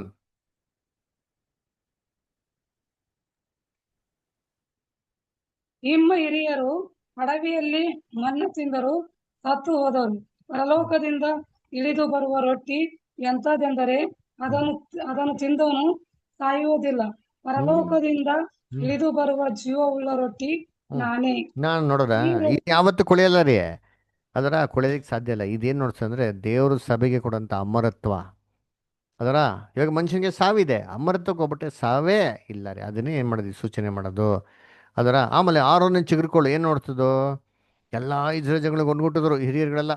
ಆರೋನ್ ಒಬ್ಬನೇ ಆಗ್ಬೇಕಾ ಮಹಾಜಕ, ನಾವೇ ಆಗ್ಬಾರ್ದು ಅಂತ ದೇವ್ರು ಹೇಳ್ತಾರೆ. ಎಲ್ಲರೂ ಏನು ಮಾಡ್ರಿ, ಒಂದು ಎಂತಾರೆ ಬಾದಾಮಿ ಮರದ್ದು ಒಂದು ಕೊಂಬೆಗಳು ತನಿಖರಿ ಅಂತ ಹೇಳ್ತಾರೆ.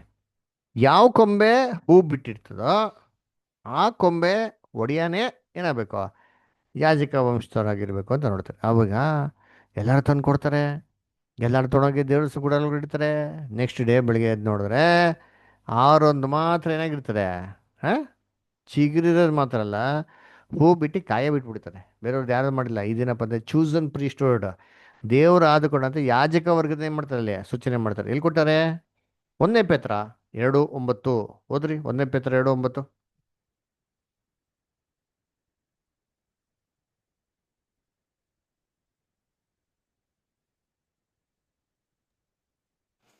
ನೀವಾದರೂ ನಿಮ್ಮನ್ನು ಕತ್ತಲೆಯೊಳಗಿಂದ ಕರೆದು ತನ್ನ ಆಶ್ಚರ್ಯಕರವಾದ ಬೆಳಕಿನಲ್ಲಿ ಸೇರಿಸಿದಾತನ ಗುಣಾತಿಶಯಗಳನ್ನು ಪ್ರಚಾರ ಮಾಡುವವರಾಗಿರುವಂತೆ ದೇವರಾದುಕೊಂಡ ಜನಾಂಗವು, ರಾಜವಂಶಸ್ಥರಾದ ಯಾಜಕರು, ಮೀಸಲಾದ ಜನವು, ದೇವರ ಸ್ವಕೀಯ ಪ್ರಜೆಯೂ ಆಗಿದ್ದೀರಿ.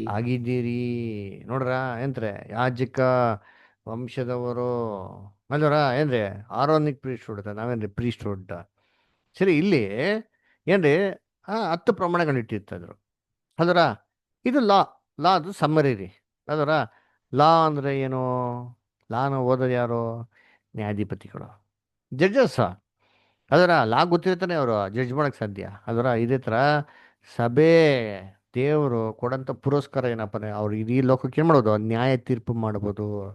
ನೋಡಿ ವಾಕ್ಯ ಓದೋಣ. ಎಲ್ಲಿ? 1 ಕೊರಿಂಥ 6:2 ಓದಿ. 1 Corinthians 6:2.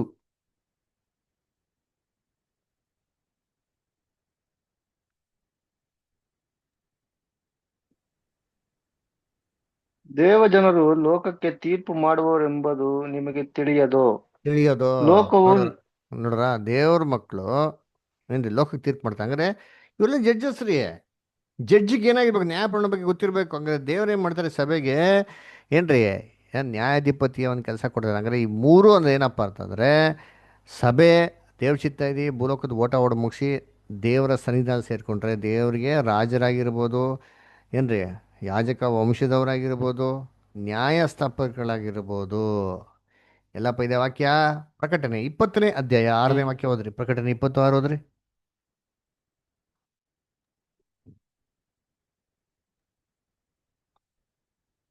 ಉತ್ತಮ ಪುನರುತ್ಥಾನದಲ್ಲಿ ಸೇರಿರುವವನು ಧನ್ಯನು, ಪರಿಶುದ್ಧನೂ ಆಗಿದ್ದಾನೆ. ಇಂಥವರ ಮೇಲೆ 2ನೇ ಮರಣಕ್ಕೆ ಅಧಿಕಾರವಿಲ್ಲ. ಆದರೆ ಅವರು ದೇವರಿಗೂ ಕ್ರಿಸ್ತನಿಗೂ ಯಾಜಕರಾಗಿ ಕ್ರಿಸ್ತನೊಂದಿಗೆ 1000 ವರ್ಷ ಆಳುವರು. ಏನಾಗಿರ್ತಂತೆ ಅವರು ಏನ್ರಿ ಪುನರ್ತನ ಆಗಿ ಏನ್ರಿ ಕ್ರಿಸ್ತನಿಗೆ 1000 ವರ್ಷ ಆಳ್ವಿಕೆ ಮಾಡಿ ಹೆಂಗಿರ್ತಾನೆ? ಹೆಂಗಂತೆ ದೇವ್ರ ಏನಾಗಿತ್ತು? ಕ್ರಿಸ್ತನೊಂದಿಗೆ ಯಾಜಕರು ಮತ್ತು ರಾಜರಾಗಿರ್ತಂತೆ ಅಲ್ದ್ರ. ನ್ಯಾಯಾಧಿಪತಿ ಅಂತ ಅವಾಗೆ ಹೋದ್ರಿ. ಹಂಗಾರೆ 3 ಕೆಲಸನ ಸಭೆ ಮತ್ತು ಕ್ರಿಸ್ತನ ಜೊತೆಗೆ ಸೆಬಟೆ ಮಾಡೋದು ಅವ್ರು ಮಾಡೋದು. ಇದ್ರ ಮೇಲೆ ಇದ್ದಿದ್ದೇನಪ್ಪ? ಕೃಪಾಸನ. ಅದರ ಏನು ರೆಪ್ರೆಸೆಂಟ್ ಮಾಡ್ತಾರೆ ಅಂತಂದರೆ ದೇವರ ಪ್ರಸನ್ನತೆ ಇದು ಸೂಚನೆ ಮಾಡ್ತಾರೆ. ದೇವ್ರಿಗೆ 4 ಗುಣಗಳು ಯಾವುದು? ನೀತಿ. ಅದರ ರಕ್ತ ಏನು ಮಾಡೋದು? ಆ ದೇವರ ನಡುವೆ ಚಿಮ್ಸೋರು, ಅದು ದೇವ್ರ ನೀತಿನ ಸೂಚನೆ ಮಾಡ್ತದೆ. 2 ಕೆರುಬು ಆರಕ್ಕೆ ಸಿದ್ಧವಾಗಿರೋರು ಏನು ನೋಡ್ತದೆ? ದೇವರ ಒಂದು ಶಕ್ತಿ, ದೇವರ ಒಂದು ಪ್ರೀತಿ ನೋಡಿಸ್ತದೆ. ಯಾವಾಗ ದೇವರ ನೀತಿ ತೃಪ್ತಿ ಆಗ್ತದೋ ದೇವರ ಶಕ್ತಿ ಪ್ರೀತಿ ಕೆಲಸ ಮಾಡೋಕ್ಕೆ ಏನು ಮಾಡ್ತಾರೆ? ಯಾವಾಗೂ ಸಿದ್ಧವಾಗಿರ್ತಾರೆ. ಕೆಳಗಡೆ ಇರೋದೇ ದೇವರ ಜ್ಞಾನ, ವಿಸ್ಡಮ್ ಆಫ್ ಗಾಡ್ ಏನು ಮಾಡ್ತಾರೆ? ಸೂಚನೆ ಮಾಡ್ತಾರೆ. ಅಂದ ಕರ್ತನಲ್ಲಿ ಪ್ರೀತಿ ಅನ್ಸಗಳೇ ಈ ರೀತಿ ಏನ್ರಿ ದೇವ್ರ ದರ್ಶನ ಗುಡಾರದಲ್ಲಿ ಕೆಲವು ವಿಚಾರಗಳು ಇದೆ. ಇದು ನಾವು ನೋಡಿದ್ದು ಬೇಸಿಕ್ ಇನ್ಫಾರ್ಮೇಷನ್ ರೀ. ಬೇಸಿಕ್ಕಾಗಿ ಒಬ್ಬರು ಕ್ರೈಸ್ತರು ತಿಳ್ಕೊಬೇಕಂತ ಗುಡಾರದಿಂದ ಕೆಲವೊಂದು ಮಾಹಿತಿಗಳು. ದೇವ್ರ ಚಿತ್ತ ಇದ್ದಾರೆ ಏನ್ರಿ ಬರುವಂಥ ದಿನಗಳಲ್ಲಿ ಇದ್ರ ಬಗ್ಗೆ ಫುಲ್ ಡೀಟೇಲ್ ಸ್ಟಡಿನೇ ಇದೆ. 1 ವರ್ಷ ಬರೀ ದೇವರ ಗುಡಾರ ಬಗ್ಗೆನೇ ಫುಲ್ ಡೀಟೇಲ್ ಸ್ಟಡಿ ಇದೆ. ಅದರ ದೇವ್ರ ಚಿತ್ತ ನೋಡೋಣ, ಓಕೆನಾ? ಸೊ ದೇವ್ರ ಈ ವಾಕ್ಯಗಳನ್ನ ಆಶೀರ್ವದಿಸಲಿ. ನಮ್ಮ ಯೂಟ್ಯೂಬ್ ಚಾನಲ್ಗೆ ಸಬ್ಸ್ಕ್ರೈಬ್ ಮಾಡಿ, ಎಲ್ಲ ಕ್ರೈಸ್ತ ಸಹೋದರಗಳನ್ನ ಹಂಚ್ಕೊಳ್ಳಿ. ಬರೋದು ಇಂಟ್ರೆಸ್ಟ್ ಇದೆ ಫ್ರೀಯಾಗಿ ಏನು ಮಾಡಿ ಅವ್ರನ್ನ ಗ್ರೂಪಿಗೆ ಸೇರಿಸಿ ಆ ಕಾಂಟ್ಯಾಕ್ಟ್ಸ್ಗಳನ್ನ ಶೇರ್ ಮಾಡಿ, ಓಕೆನಾ? ಸರಿ, ಯಾರಿಗೇನ ಡೌಟ್ಸ್ ಇದೆಯಾ ಕೇಳ್ರಿ. ಯಾರಿಗೆ ಡೌಟ್ಸ್ ಏನೋ ಕ್ವಶನ್ಸ್ ಏನೋ ಇದ್ದರೆ ಕೇಳಿ. ಇಲ್ಲ ಅಂತಂದರೆ ನೆಕ್ಸ್ಟ್ ವೀಕು ನಾವು ಕಂಟಿನ್ಯೂ ಮಾಡೋಣ. ಡೌಟ್ಸ್ ಏನೋ ಇದೆಯಾ? ಇಲ್ಲ ಬ್ರದರ್. ಸರಿ, ಓಕೆ. ಹಂಗಾರೆ ಯಾರಿಗೂ ಡೌಟ್ಸ್ ಏನೋ ಕ್ವಶನ್ಸ್ ಇಲ್ಲದ್ರಿಂದ ನಾವೊಂದು ಪ್ರಾರ್ಥನೆ ಮಾಡಿ ನಾವೇನು ಮಾಡೋಣ, ಮೀಟಿಂಗ್ ಏನು ಮಾಡೋಣ. ಪ್ರಾರ್ಥನೆಯಲ್ಲಿ ನಡೆಸ್ಕೊಡ್ಬೇಕಾಗಿ ರಾಮುಡು ಬದರ್ ಪ್ರೇ ಮಾಡೋಕ್ಕಾಗ್ತದ? ಮಾಡ್ತಾನೆ ಪಾಸ್ಟರ್. ಮಾಡಿ ಬದರ್.